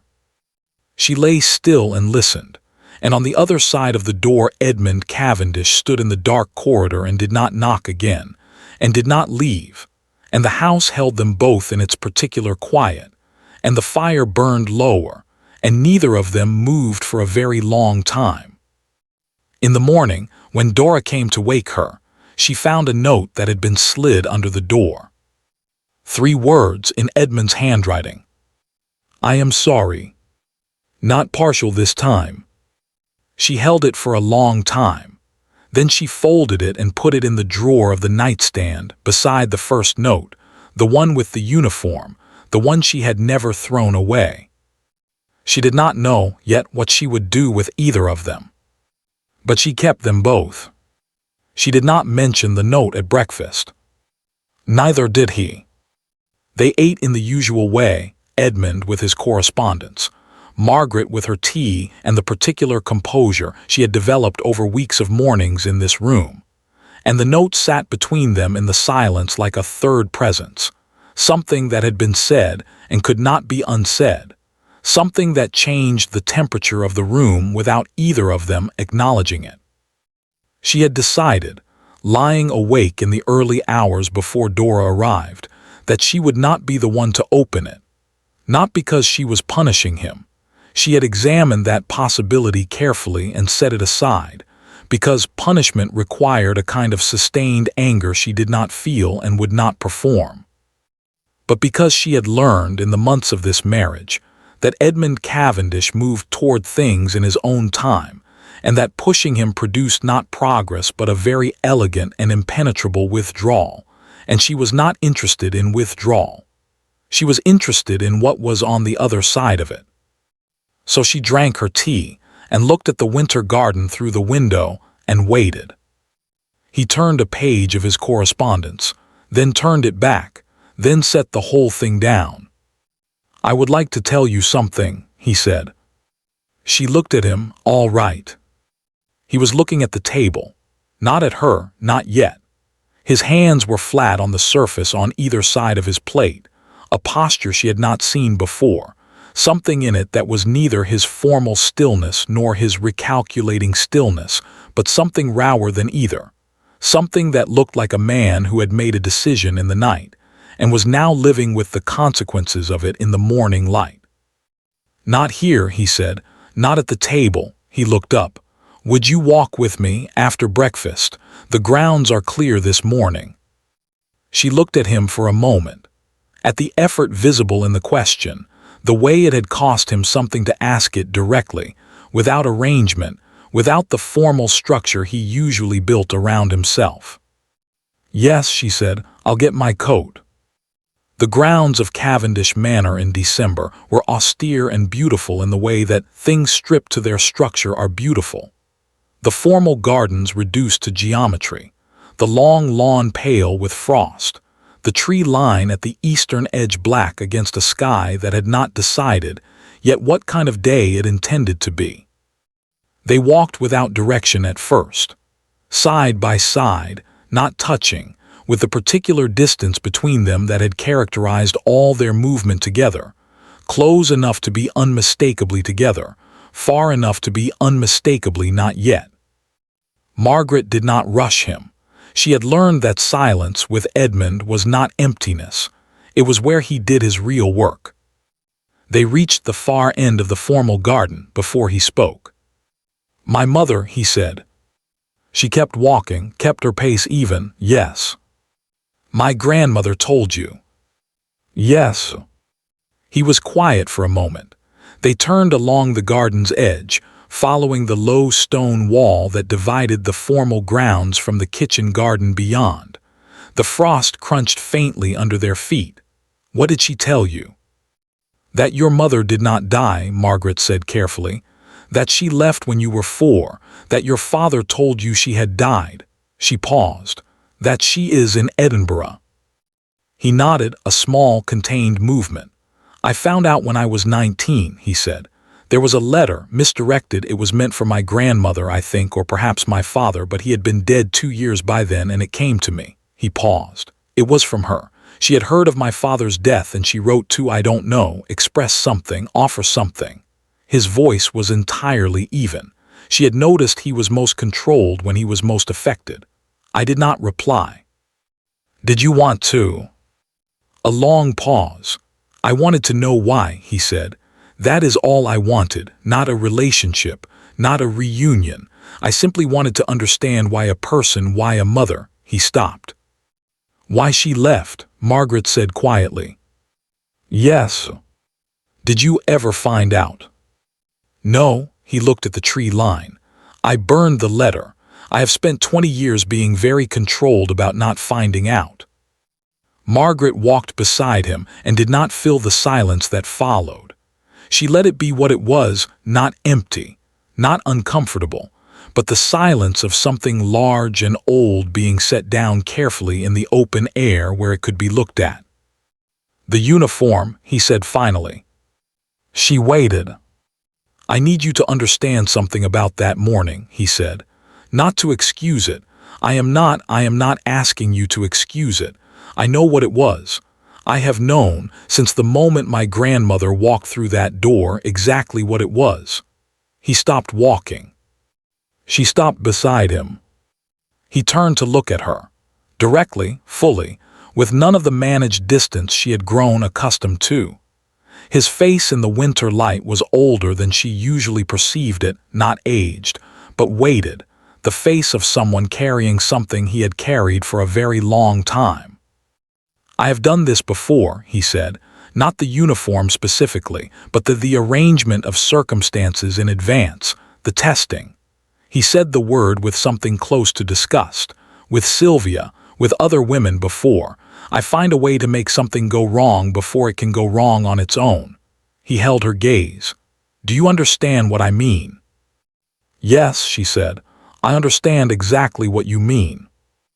I knew when I sent that uniform, he said, that any reasonable woman would refuse to wear it, would send it back, would arrive at that ceremony in her own clothes and with her own anger, and we would begin this marriage in open conflict, which I know how to manage, which has clear positions and clear rules, which, he stopped. Which is safe, he said, in a specific way, a cold way. But I wore it, Margaret said. You wore it, he said, and came down the stairs, and I looked at you and I did not know what to do with that. Something moved in his expression. You were not what I had arranged for. I had arranged for a particular kind of beginning, and you refused to give it to me, and I have spent every day since then." He stopped, looked away briefly, looked back, trying to understand what kind of woman walks into a room full of people in a servant's uniform and looks like that. "Like what?" she said. "Like she has already decided something," he said. "Like the room and everyone in it is simply scenery, and she is the only person there who knows what play is being performed." Margaret was quiet for a moment. "I was terrified," she said. He looked at her. "On those stairs," she said, "I was absolutely terrified. I had been terrified since the moment I opened that box and found the uniform inside." She held his gaze. "I wore it because I refused to give you the satisfaction of seeing that, and because I had decided somewhere on the upper landing that if this was what you intended this marriage to be, I would not make it easy for you." She paused. "That is not composure. That is stubbornness dressed as composure." Something happened in his face, something she had not seen before, a loosening, very small, almost imperceptible, but real. "I think," he said slowly, "that may be the most honest thing anyone has said to me in years." "You have not been asking honest things," she said, not unkindly. "No," he said, "I have not." They stood in the frost at the edge of the formal garden, and looked at each other with the particular attention of two people who have been in the same house for months, and are only now, finally, actually seeing each other. "Your mother," Margaret said carefully, "when she left, how much do you remember of before?" He was quiet for a long moment. "Enough," he said. "Enough to know it was not that it did not come from nowhere. The house was not a peaceful house. My father was not." He stopped. "He was not a cruel man, he was a cold one, and cold men do not always know the damage they are doing because they are not doing anything precisely. They are simply absent, in a way that fills every room they're in." Margaret thought about her father, about the way he had stood in that entrance hall and turned his face away. "I know something about that," she said. "I know you do," he said. And the way he said it, quiet, certain, without elaboration, told her that he had been paying more attention than she had realized. That while she had been watching him across breakfast tables and in library doorways and through the careful architecture of their daily distance, he had been watching her too. "Edmund," she said, "your mother's letter, do you remember, was there a return address?" He looked at her, something careful in his expression. "Why?" "Because you said you wanted to know why," she said. "You said that is all you wanted, not a reunion, not a relationship, simply to understand." She held his gaze. "You burned the letter, but your grandmother has lived in this house for 60 years and she knows everything that exists in it." She paused. "I think if you asked her, she might know how to reach your mother." The silence that followed was the longest of the morning. A bird moved through the bare branches of the tree line. The frost on the grass caught the light that had finally decided to emerge from the cloud cover, turning the whole lawn briefly silver. The cold was sharp and clean and real. "I don't know," he said finally, "if I am ready for that." "I know," she said. "I'm not telling you to do it, I'm telling you the option exists." She paused. "You have been managing the not knowing for 20 years. I am simply suggesting that the not knowing is a choice and choices can be changed." He looked at her for a long moment. "You are a very unusual woman," he said. "Yes," she agreed, "I've been told." Something moved in his expression, something that in a less defended man, in an earlier version of this man, might have arrived more easily. It arrived slowly, working its way through layers of careful construction, but it arrived. The beginning, unmistakable, of something warm. "I would like," he stopped, started again. "I would like to know you better," he said. "I am aware that this is something I should have said months ago. I am aware that saying it now after everything may not, I do not know what it may or may not." He stopped. She had never heard him falter this many times in a single conversation. It was, she thought, the most real he had ever sounded. "I am not good at this," he said simply. "I know," she said. Neither am I, particularly. I am good at managing things and reading archives and being stubborn in staircases. Personal disclosure is considerably less natural for me than I may have made it appear. He looked at her. You have seemed very certain. I have worked very hard to seem very certain, she said. That is a different thing. He was quiet for a moment. Then very quietly he said, is this? He stopped, looked at the frost on the ground, looked up. Are you unhappy here? She considered the question seriously, the way she considered everything. No, she said finally. I am not unhappy. I am unfinished. She looked at him. This is not yet what it could be, but I do not think that is a fixed condition. He held her gaze. No, he said, I don't think it is either. They walked back slowly, through the formal garden and along the gravel path that curved around the south face of the manor, past the windows of the library where she had spent her mornings, past the music room where he had sat with Sylvia in the rain. The sun was fully out now, doing what December sun does, present but reserved, offering light without warmth, illuminating everything without committing to it. At the door, Edmund stopped and held it open for her. She passed through, paused in the entrance hall, remembering another morning in this hall, the stairs, the uniform, 40 people, and the sound of silence spreading through them like water. Edmund, she said without turning. Yes. The note you put under my door, she paused. I kept it. She did not turn around. She did not need to see his face to know what happened in it. She had learned by now to read him in other ways, in the quality of his silence, in the particular stillness that followed certain words. This stillness was different from his usual kind. I kept the first one too, she said, the one with the uniform. Why? He said very quietly. She considered this. Because I think someday I will want to show our children, she said, the distance we traveled. She climbed the stairs. Behind her, Edmund Cavendish stood in the entrance hall of his family's house and did not move for a very long time. That evening, for the first time since the wedding, he came to dinner early. He was already at the table when she arrived, which had never happened before. He rose when she entered, rose, which was not required, not between a husband and wife in their own dining room, and waited until she was seated before he sat again. She looked at him across the table. He looked at her. The footman poured the wine. The first course arrived.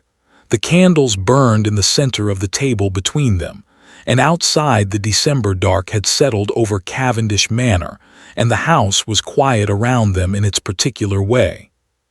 Tell me something, Edmund said, something I don't know about you. She looked at him. That is a broad request. Yes, he said, it is intentionally broad. She picked up her glass, considered. I can play the pianoforte, she said. Quite well, actually. Better than quite well. My mother taught me before she died, and I have practiced every day since I was 7 years old through every house we lived in, regardless of whether the instrument was in tune, which it frequently was not. She paused. No one here knows that. I have not gone near the music room. Why not? Because Sylvia was in it, she said simply. Something moved in his expression, that almost warmth again, closer to the surface now. She is gone, he said. Yes, Margaret said, she is. The music room, he said carefully, has the best instrument in the county. My grandmother insisted on it. He paused. It has been a long time since anyone used it properly. Has it? She said. A very long time. She looked at him across the candlelight. Tell me something I don't know about you, she said. He was quiet for a moment. Then, I cannot sleep when the house is silent, he said. I need to hear it, the settling, the wind, the sounds of it. When I was a boy, I used to lie awake counting them. He paused. I still do occasionally. She thought about a 4-year-old boy in a room much like hers, in a house that had just become less than it was, counting sounds in the dark.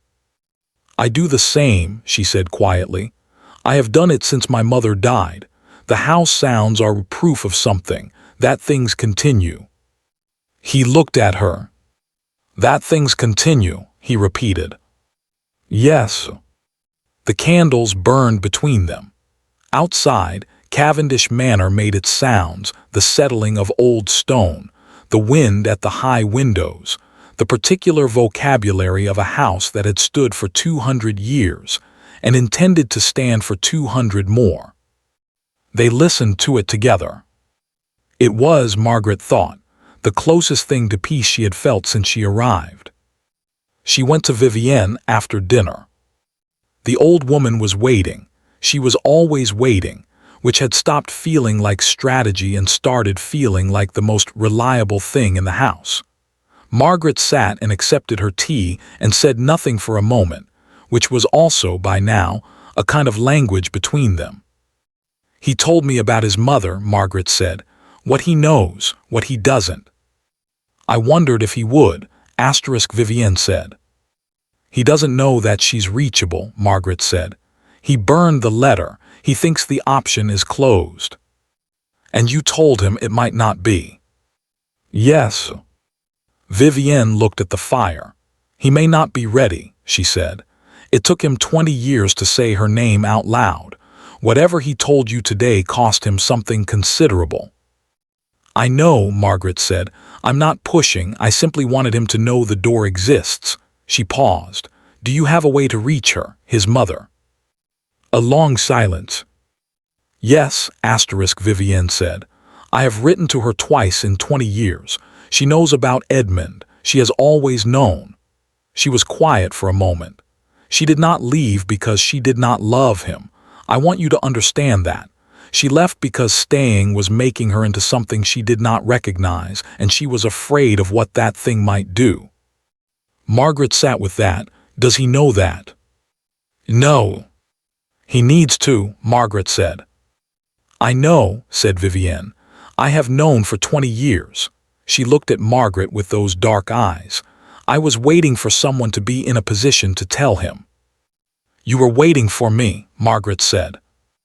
I was waiting for whoever arrived who was strong enough to hold the information without flinching, Vivienne said. It took some time. She paused. You will know when he is ready. You are better at reading him than anyone I have seen. He is not easy to read. No, Vivienne agreed. He is not. He is his father's architecture and his mother's absence and 20 years of managing both without any real assistance. She paused. He is also, underneath all of that, quite remarkable. His father was not remarkable. Edmund is. She looked at Margaret steadily. I believe you are beginning to see that. Margaret was quiet for a moment. Yes, she said, I am beginning to see it. Good, said Vivienne. She poured more tea. Margaret accepted it. Outside, the December night had settled fully over Cavendish Manor, cold and clear and deep, and the stars were visible for the first time in weeks through the west wing windows, and the house made its sounds around them a proof, as Margaret had said, that things continue. She sat with the old woman until the fire burned low. Neither of them said anything further. Neither of them needed to. That night, lying awake in the south-facing room that had become, over months, genuinely hers, her books on the shelves, her notebook on the writing desk, her mother's miniature portrait on the mantelpiece where she had placed it on her second week, and no one had moved, Margaret stared at the ceiling and listened to Cavendish Manor settle around her and thought about distance traveled. She thought about a servant's uniform laid across a bed. She thought about a staircase and 40 people, and the decision made at the top of it. She thought about an archive and a candle and 7 years of unnecessary legal fees, and a man standing in a library looking at a document that might save his estate, put there by a woman he had not yet thought to ask a single question. She thought about Edinburgh and a letter burned, and 20 years of carefully managed not knowing, and the particular way a man knocks on a door at past 11, when he is not certain he should be knocking. She thought about what Vivienne had said about Edmund's mother. She left because staying was making her into something she did not recognize. She thought about herself, about who she had been in her father's house, careful, contained, performing an endless management of other people's comfort at the expense of her own. About who she was becoming here in this house, in this strange and difficult and slowly opening life. She was not that woman anymore, the one from her father's house. Something had changed on that staircase, not the wearing of the uniform, which had been stubbornness, as she had told him, pure stubbornness dressed as composure, but the decision at the top of it. The moment she had looked at the entrance hall below and made a choice about what kind of woman she was going to be in this marriage. She had chosen to be real. It was, she thought, the most frightening thing she had ever done. She was still choosing it. Every morning, every breakfast, every candle-lit dinner where Edmund Cavendish asked her to tell him something he didn't know, and listened with the full, careful attention of a man who was slowly, at great personal cost, learning how to be present. She turned on her side. The drawer of the nightstand was an inch from her face. She knew what was in it. 2 pieces of paper folded, one with a servant's uniform, one with 3 words. She thought about what she had said on the stairs, the distance we traveled. She closed her eyes. She slept. The invitation arrived on a Tuesday. A cream envelope, heavy paper, the kind that announced its own importance before it was opened. It was addressed to the Duke and Duchess of Cavendish, which was correct and usual, and it was from Lady Harwick, which was also usual. The Harwicks hosted the largest winter ball in the county, had done so for 30 years, and the invitation was expected. What was not expected was the smaller note tucked inside the envelope beneath the formal card, written in a hand Margaret did not recognize, unsigned, 4 words. She is not ready. She read it twice, set it on the breakfast table beside the cream card, looked at it with the particular stillness she brought to things that required careful thought. She did not show it to Edmund. Not because she intended to conceal it, but because she needed to understand it first, and understanding required time, and time required that she not react immediately, which she had learned was the first and most important rule of managing something designed to provoke a reaction. Someone wanted her off balance before the Harwick ball. She put both pieces of paper in her pocket, ate her breakfast, and went to the library. She found Vivienne before noon. The old woman looked at the unsigned note for a long time. Her expression did not change, which told Margaret something, not that she recognized the hand, but that she recognized the method. "Sylvia," Margaret said. "Or someone acting for her," Vivienne said. "She is careful enough not to write it herself." She set the note down. "She was at the Harwick estate last week. Lady Harwick is her godmother." Margaret absorbed this. What does she intend to do at the ball? "What she could not do here," Vivienne said. "Here she was in Edmund's house on his ground with me present. At the Harwick ball she is on neutral territory, in a room full of people whose opinions she has been cultivating for years." She paused. "She intends to make a public case."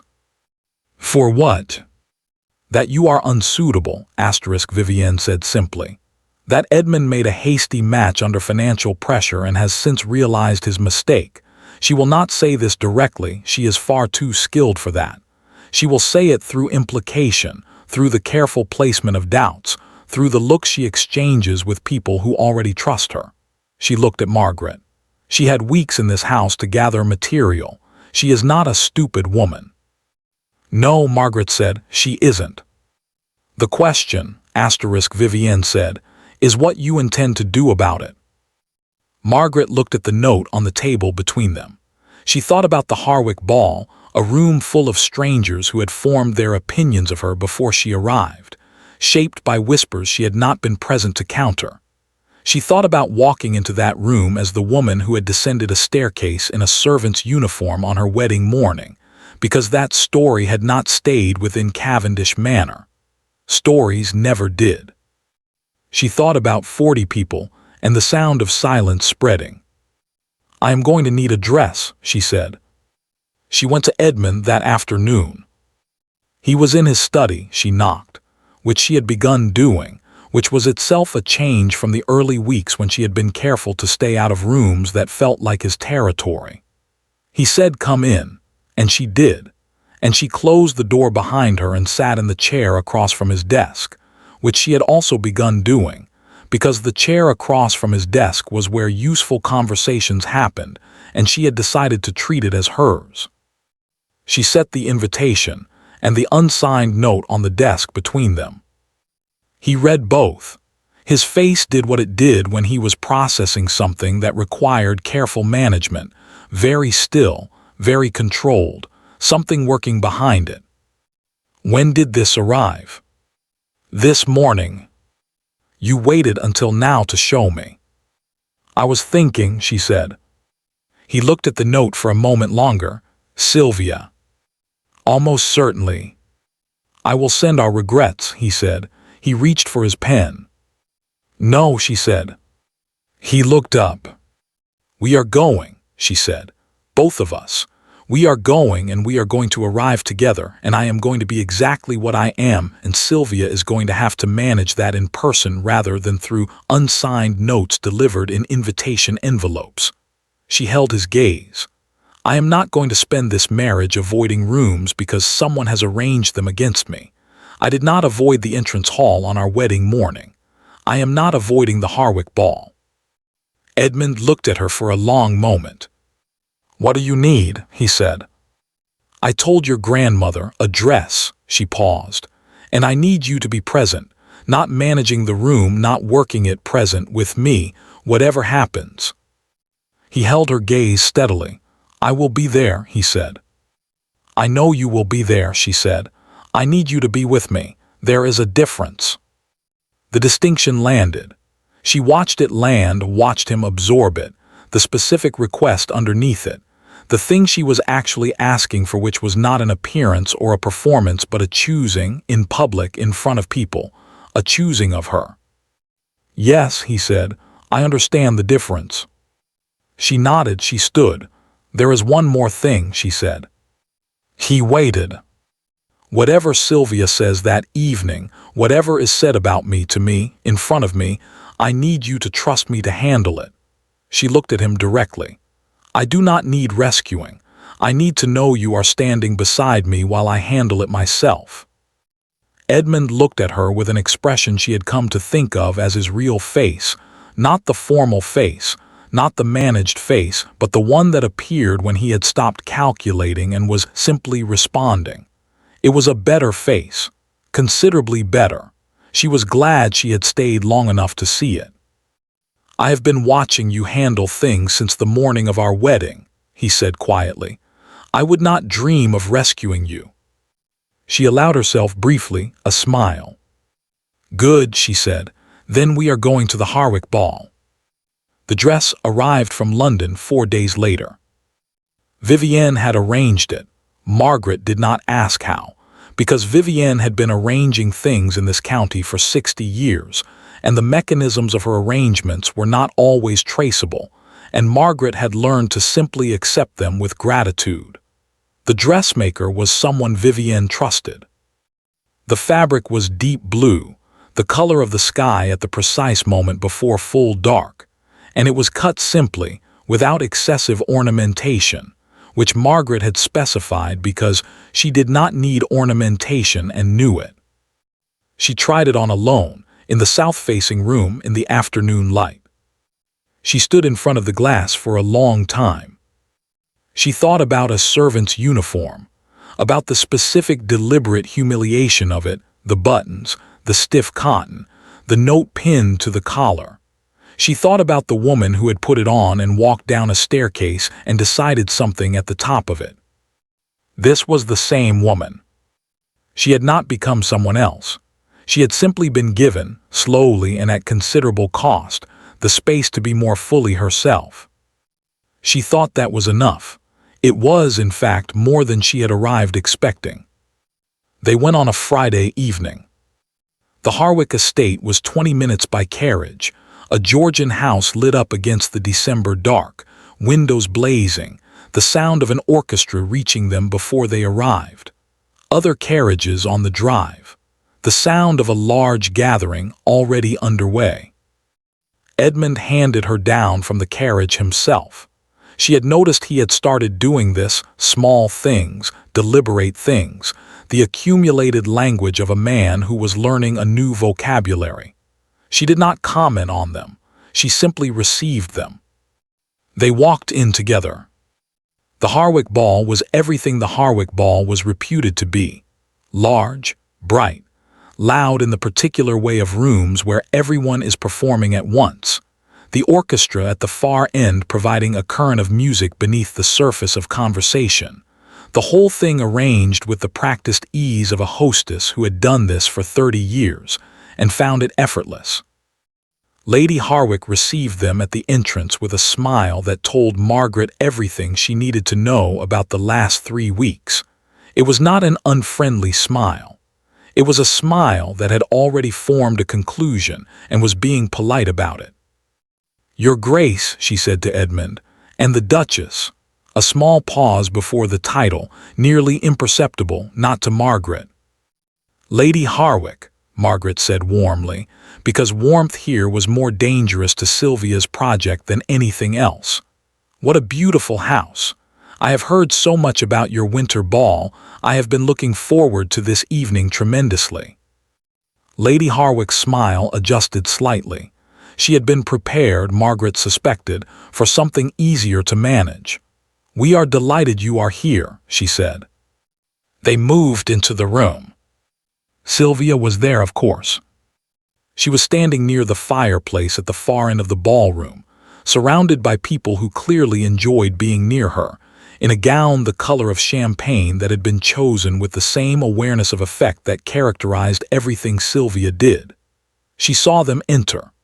Margaret watched her see them, the precise moment of recognition, the small recalibration, the smile that arrived a half-second after it should have. Margaret filed that half-second away. The next 2 hours were a masterclass in patience. She moved through the room with Edmund beside her, genuinely beside her, she noted, not a step ahead, not navigating independently, beside her. And she met people and remembered their names and asked them questions they found flattering, and listened to their answers with the attention she brought to everything. She was introduced to Lady Harwick's circle and Edmund's county neighbors, and several people who were clearly measuring her against a description they had received in advance, and she gave them something that contradicted the description without ever referring to it. She was not performing.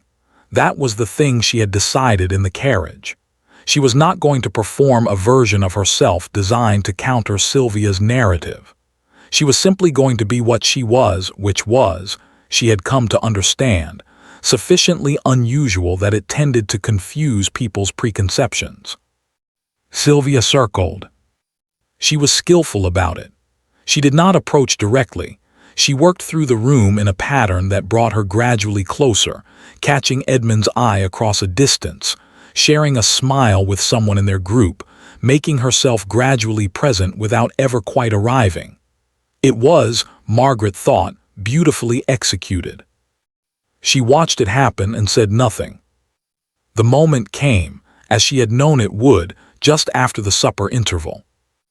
The room had rearranged itself in the way that rooms do after supper, smaller groupings, more settled, the formality of arrival having given way to the comfort of a long evening.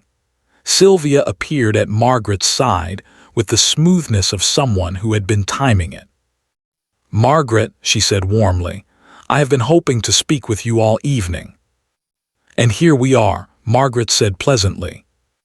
They were in a cluster of 6 or 7 county women, mostly, the kind who had known Edmund since childhood and knew Sylvia considerably better. The group, had the slightly heightened attention of people who had been anticipating something. "I was so hoping," Sylvia said to the group as much as to Margaret, "that you were settling in well at the manor. It is such a particular house, not everyone finds it comfortable. It requires a certain familiarity, I think, with that world." A pause, light, perfectly weighted. "How are you finding the social obligations? There is rather a lot expected, I know, from the Duchess of Cavendish. Edmund's mother found it overwhelming, as I recall." The mention of Edmund's mother was deliberate. Margaret heard the blade in it, the invitation to defensive reaction, the implication of a pattern, the reminder before this audience that the position of Duchess of Cavendish had not always been filled successfully. The women in the group were watching. Margaret smiled. "I find the obligations interesting, actually," she said, in the same warm and easy tone. "I have been spending a great deal of time in the estate archive. The history of the house is extraordinary, 3 generations of records, going back to the original land grant." She paused, as if remembering something pleasant. "We recently resolved a boundary dispute that has been running for 7 years. The original survey from 1831 had never been properly cross-referenced. It was simply a matter of looking carefully." She looked at Sylvia with an expression of perfect friendliness. "I find that most things, when you look carefully enough at them, become quite clear." The silence that followed lasted approximately 3 seconds. Sylvia held her smile. "How industrious," she said. "Edmund always says I am thorough," Margaret said, which was not true. Edmund had not yet said this, though she thought he might, eventually, but which sounded true in the way that things sound true when they fit a larger reality. "He has been very encouraging." She felt Edmund beside her. She had not looked at him, had kept her eyes on Sylvia, but she felt him. Felt the particular quality of his stillness, which was not his managed stillness or his formal stillness, but something else, something she had not felt from him in a public room before. She felt him standing with her. She turned briefly and found him looking at her with that real face, the one without calculation, the one she had spent months earning, and something in it that she would not name yet, not here, not in this room, but that she would think about later in the south-facing room with the fire and the nightstand drawer and the 2 folded pieces of paper. She turned back to the group. "I am very glad we came this evening," she said warmly to Sylvia and the women around her. "It is so important, I think, to know one's neighbors properly." She looked at Sylvia with eyes that were entirely clear and entirely without malice. "Don't you agree?" Sylvia looked at her. For the first time all evening, for the first time, Margaret thought, in all the weeks she had known her, Sylvia Holt looked at Margaret Ashford Cavendish and found nothing to work with. "Of course," she said after a moment, "quite right." It was Vivienne who ended it. Margaret had not known she was coming. She had sent no word, made no mention, given no indication in their conversation 3 days prior that she intended to leave the manor for the first time in 2 years. But at 9:30 the doors of the Harwick ballroom opened, and a small woman in gray with a cane that struck the parquet floor with the authority of someone who did not recognize the concept of an entrance made without intent, crossed the room with the slow, deliberate pace of a woman who was going exactly where she meant to go. The room noticed. The room always noticed Vivienne Cavendish. It was one of the reliable facts of the county. She moved through the crowd, which parted as it always did, with that instinctive deference that very old authority commands. And she arrived beside Margaret, and she stopped, and she looked at the group, and she said nothing for a moment, simply looked, with those dark eyes that missed nothing and never had. Then she took Margaret's hand. Not briefly, not formally. She took it and held it deliberately in the way of someone making a statement that does not require words. Lady Harwick appeared from across the room, drawn by some hostess instinct. "Dowager Duchess, We had no idea you would be joining us this evening. I came to see my granddaughter, Vivienne said. She said it simply, without emphasis, without performance. Granddaughter. Not granddaughter-in-law asterisk, not Edmund's wife asterisk, granddaughter. The word landed in the room and spread outward the way things spread in rooms like this, not loudly, not dramatically, but completely. Margaret felt it move through the group, felt it reach Sylvia, felt the particular quality of the silence it produced. She felt Vivienne's hand holding hers, small, firm, warm.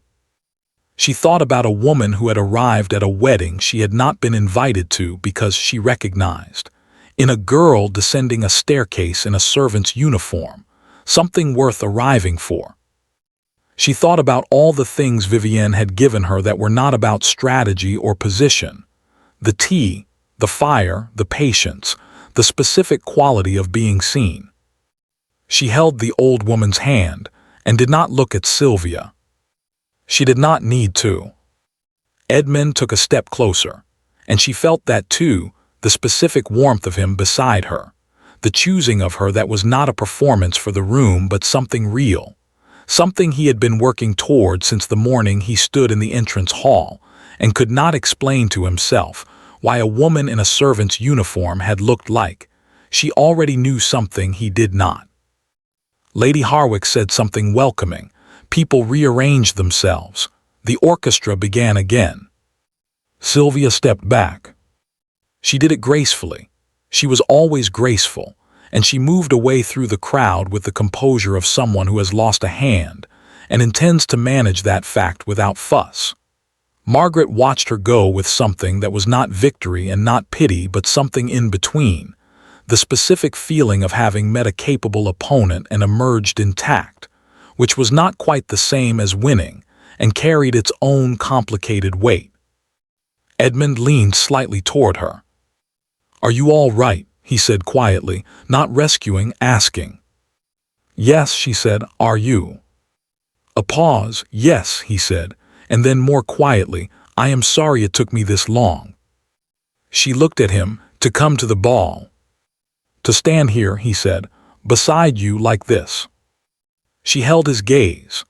Around them the ball continued, the music, the voices, the particular warmth of a room full of people on a December evening. And Vivienne stood on her other side holding her hand, and the Harwick ballroom with all its history and its whispers and its carefully arranged conclusions had not managed to make her into something she was not. She was Margaret Ashford Cavendish, Duchess of Cavendish, thorough reader of archives, finder of survey documents, wearer of servants' uniforms when required, counter of seconds in silences, keeper of 2 folded notes in a nightstand drawer. She was entirely herself. "You are here now," she said to Edmund. She did not let go of Vivienne's hand. She did not move away from Edmund's warmth beside her. The orchestra played. They left at 11. In the carriage going home, Vivienne sat across from them and closed her eyes within the first 5 minutes, which Margaret suspected was not actually sleep, but the old woman's version of granting them privacy, and she was grateful for it. The carriage was warm. Outside, the December dark moved past the windows, the county reduced to shapes and the occasional light of a distant house. Edmund was looking at the window. She was looking at her hands. After a while he said, without turning, "When I was standing there beside you, when Sylvia—" He stopped. "Yes," Margaret said quietly. "I kept thinking," he said, "about the entrance hall, our wedding morning, about what I had arranged." He paused. "About what you had refused to give me." "I refused to make it easy," she said. "I told you." "Yes," he turned from the window. "I am glad you didn't." She looked at him. "If you had reacted as I expected," he said, "we would be having a very different marriage. A very," he paused, asterisk, "manageable marriage." "Manageable," she repeated. "Cold," he said. "I was going to say cold." The carriage moved through the dark. "Edmund," she said. "Yes." "When we get home," she paused, "I would like to play the pianoforte." He looked at her. Something moved in his expression, that warmth again, fully present now, not working through layers but simply there, as if it had finally found the surface after a long time underground. "It will be past midnight," he said. "I know," she said. Across from them, Vivienne did not open her eyes, but the corner of her mouth moved, very slightly, in the dark of the carriage. "Then I will listen," Edmund said. She played for an hour. The music room at midnight, lit by 3 candelabras, the best instrument in the county beneath her hands, and Edmund in the chair by the fire, not reading, not writing, not managing anything, simply listening, with the full and complete attention of a man who had recently discovered that attention was the only currency that mattered.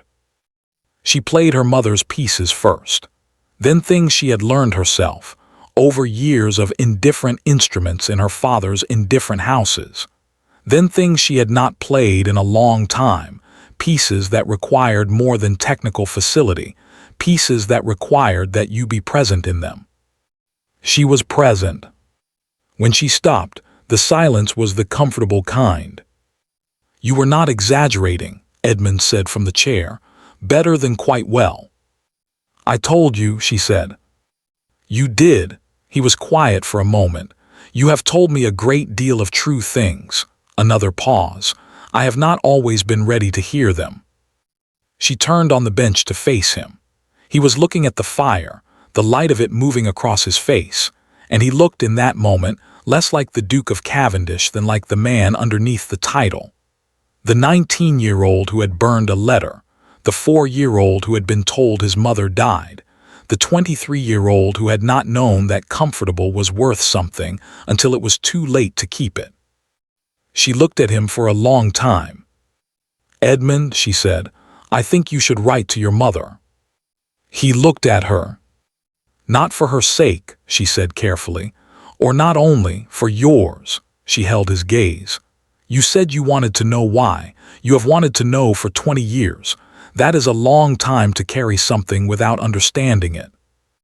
"She left," he said. His voice was level. "Whatever her reasons. She left a marriage that was making her into something she didn't recognize," Margaret said quietly. "That is what Vivienne told me. She did not leave you. She left what she was becoming." The fire. The silence. Edmund looked at her with an expression she had never seen on him before. Not the formal face, not the real face she had worked to uncover, but something underneath both of those. Something that had been there a very long time without any air. "How do you know that?" he said very quietly. "Makes it better." "I don't," she said. "I don't know if it makes it better. I know it makes it true. And I think," she said carefully, "that you have been living with a version of it that is not quite true, and that the not quite true version has been shaping things for 20 years. He was silent for a very long time. The candles burned, the fire settled, the house made its sounds around them, the Cavendish Manor vocabulary of timber and stone that they had both, separately, spent their nights counting. "Will you," he started, stopped. "If I write to her, will you?" "Yes," she said, before he finished, because she knew what he was asking, and the answer was yes, straightforwardly and without condition. He looked at her. "You don't know what I was going to ask." "You were going to ask if I would be there," she said. "The answer is yes." He held her gaze for a long moment. "I don't deserve that," he said. "Probably not yet," she agreed. "You are working toward it." Something in him shifted, the last of something, the final loosening of something that had been held very tightly for a very long time. She watched it happen. She had been watching it happen gradually for months, but this was the last of it, the part she had not been sure he would reach. He reached it. He stood from the chair. He crossed the music room and he stood beside the piano and he looked down at her, and she looked up at him, and the candles threw their light across both of them in the old house in the December night. He offered her his hand. Not formally, not as a gesture, simply his hand open between them offered. She looked at it for a moment. She thought about the entrance hall, about 40 people, about a servant's uniform and a decision made at the top of a staircase and everything that had happened after. She thought about what she had said in that same entrance hall, months ago, standing with her back to him, the distance we traveled. She put her hand in his. He didn't say anything. She didn't say anything. There was nothing that needed to be said. It had all been said, in ledgers and libraries and frost-covered gardens and midnight carriage rides and an hour of music in an empty room. Outside, Cavendish Manor held them in its particular quiet. Things continued. 6 months later, the letter from Edinburgh arrived on a Wednesday morning in June. Margaret was in the library when Edmund brought it to her. He did not open it first. He brought it to her unopened, which told her everything about what the last 6 months had made of them. He sat across from her at the long table and set it between them, and they looked at it together for a moment. This cream envelope with the Edinburgh postmark and the handwriting of a woman neither of them had met. "Do you want me to leave?" Margaret asked. "No," he said, without hesitation. He opened it. She watched him read. She did not try to see the words. This was his, and she had learned the difference between being present and being intrusive, which was one of the more useful things this marriage had taught her.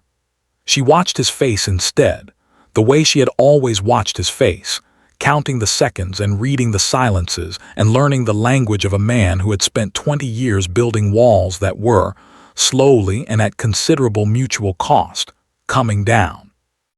He read it twice, then he set it on the table. "She wants to meet," he said. "Yes," Margaret said. She had known, from the moment Vivienne helped him compose his own letter 3 months ago, that this was the likely answer. Edmund's mother was not, by all accounts, a woman who did things in half measures.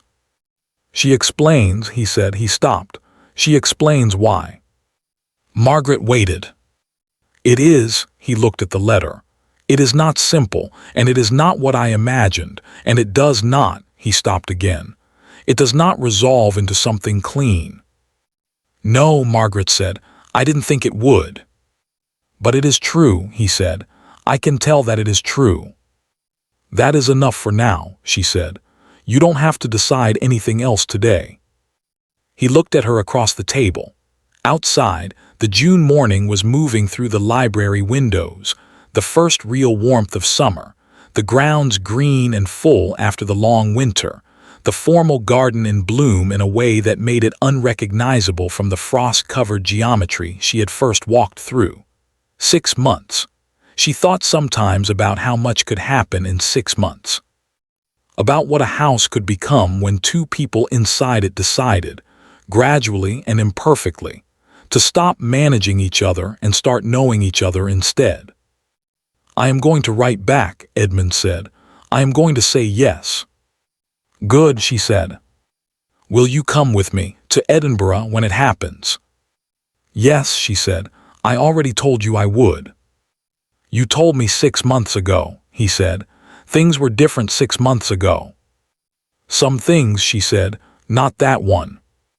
He looked at her with the real face. It was the only face he wore now mostly, in rooms where it was just the 2 of them, which were many rooms now and increasing. He had not stopped being private, had not stopped being measured and careful and occasionally infuriating in his slowness toward the obvious. But the walls had come down enough that she could see him clearly, and what she saw, she had come to understand, was worth the considerable work of getting there. "Margaret," he said. "Yes." He did not say anything for a moment. She waited because she had learned to wait for him, had learned that his silences were not absence but preparation, the specific gathering of a man who did not speak carelessly and meant every word he finally chose. "I love you," he said, quietly, simply, with the directness of someone who has practiced something difficult until he can do it without flinching. I want you to know that. I am aware I should have found a way to say it before now. I am aware that the not saying has been. Edmund, she said. He stopped. I know, she said. You know, he repeated. I have known for some time, she said. I was waiting for you to catch up. Something moved in his expression, that warmth, completely unguarded now with nothing between it and the surface. How long? He said. She considered this. The boundary dispute, she said, when you stood in the library and listened, when you said, I am asking now. She paused.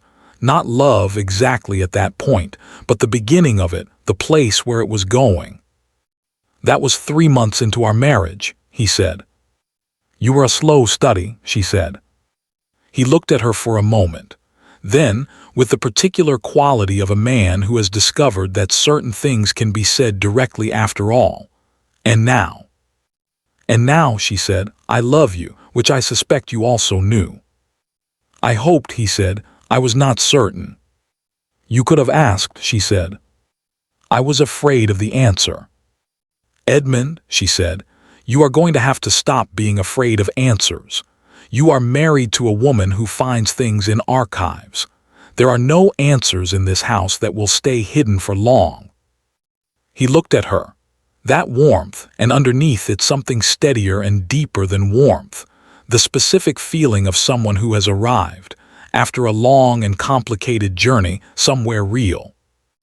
I know, he said, I am counting on it.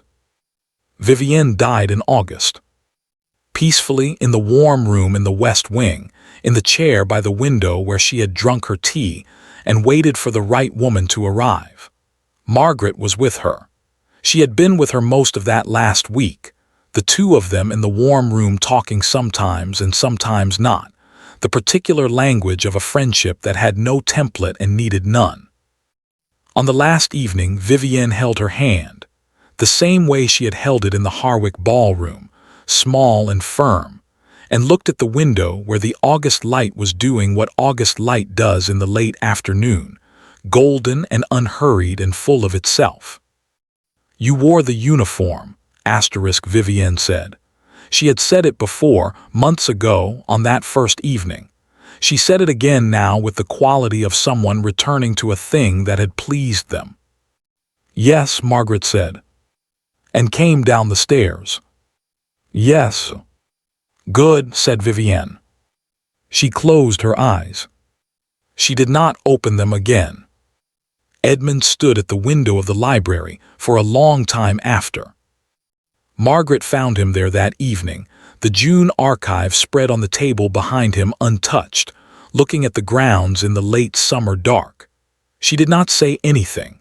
She crossed the room and stood beside him at the window and looked at what he was looking at, the formal garden, the long lawn, the tree lined black against the last of the light. After a while he said, she knew, from the beginning, she saw what it could be. Yes, Margaret said. Before we did. Yes. He was quiet. I owe her, he stopped. There is no accounting for what I owe her. No, Margaret said. There isn't, but she didn't do it to be owed. She paused. She did it because she had been waiting for 60 years for someone to fix what she had allowed to go wrong, and she was 83 years old and she was running out of time to wait. She looked at the garden. We are what she fixed it with. Edmund turned from the window. He looked at her fully, completely, with the attention he had learned to give her, which was the best attention she had ever been given by anyone. Are you happy? He said. She thought about it seriously, the way she thought about everything. She thought about a servant's uniform and a staircase and a decision and an archive and a solicitor and a boundary dispute and a letter under a door and Edinburgh and a warm room in the West Wing and everything that had accumulated between that first morning and this one. Yes, she said, I am happy. Even with, he gestured slightly. At the window, at the grounds, at the specific complicated weight of everything that had happened and everything that was still unfolding. Because of, she said, not in spite of. He looked at her for a moment longer. Then he took her hand. They stood at the library window until the dark was complete and the grounds had disappeared into it, and the house had begun its nightly vocabulary of sounds.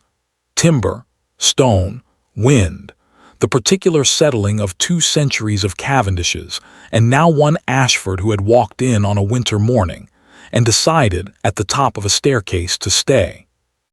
The drawer of the nightstand upstairs held 2 folded pieces of paper. One with a servant's uniform. One with 3 words. She had never thrown them away. She never would. Thank you for listening to the story all the way to the end. Please tell us which city you're watching from and what the story made you feel.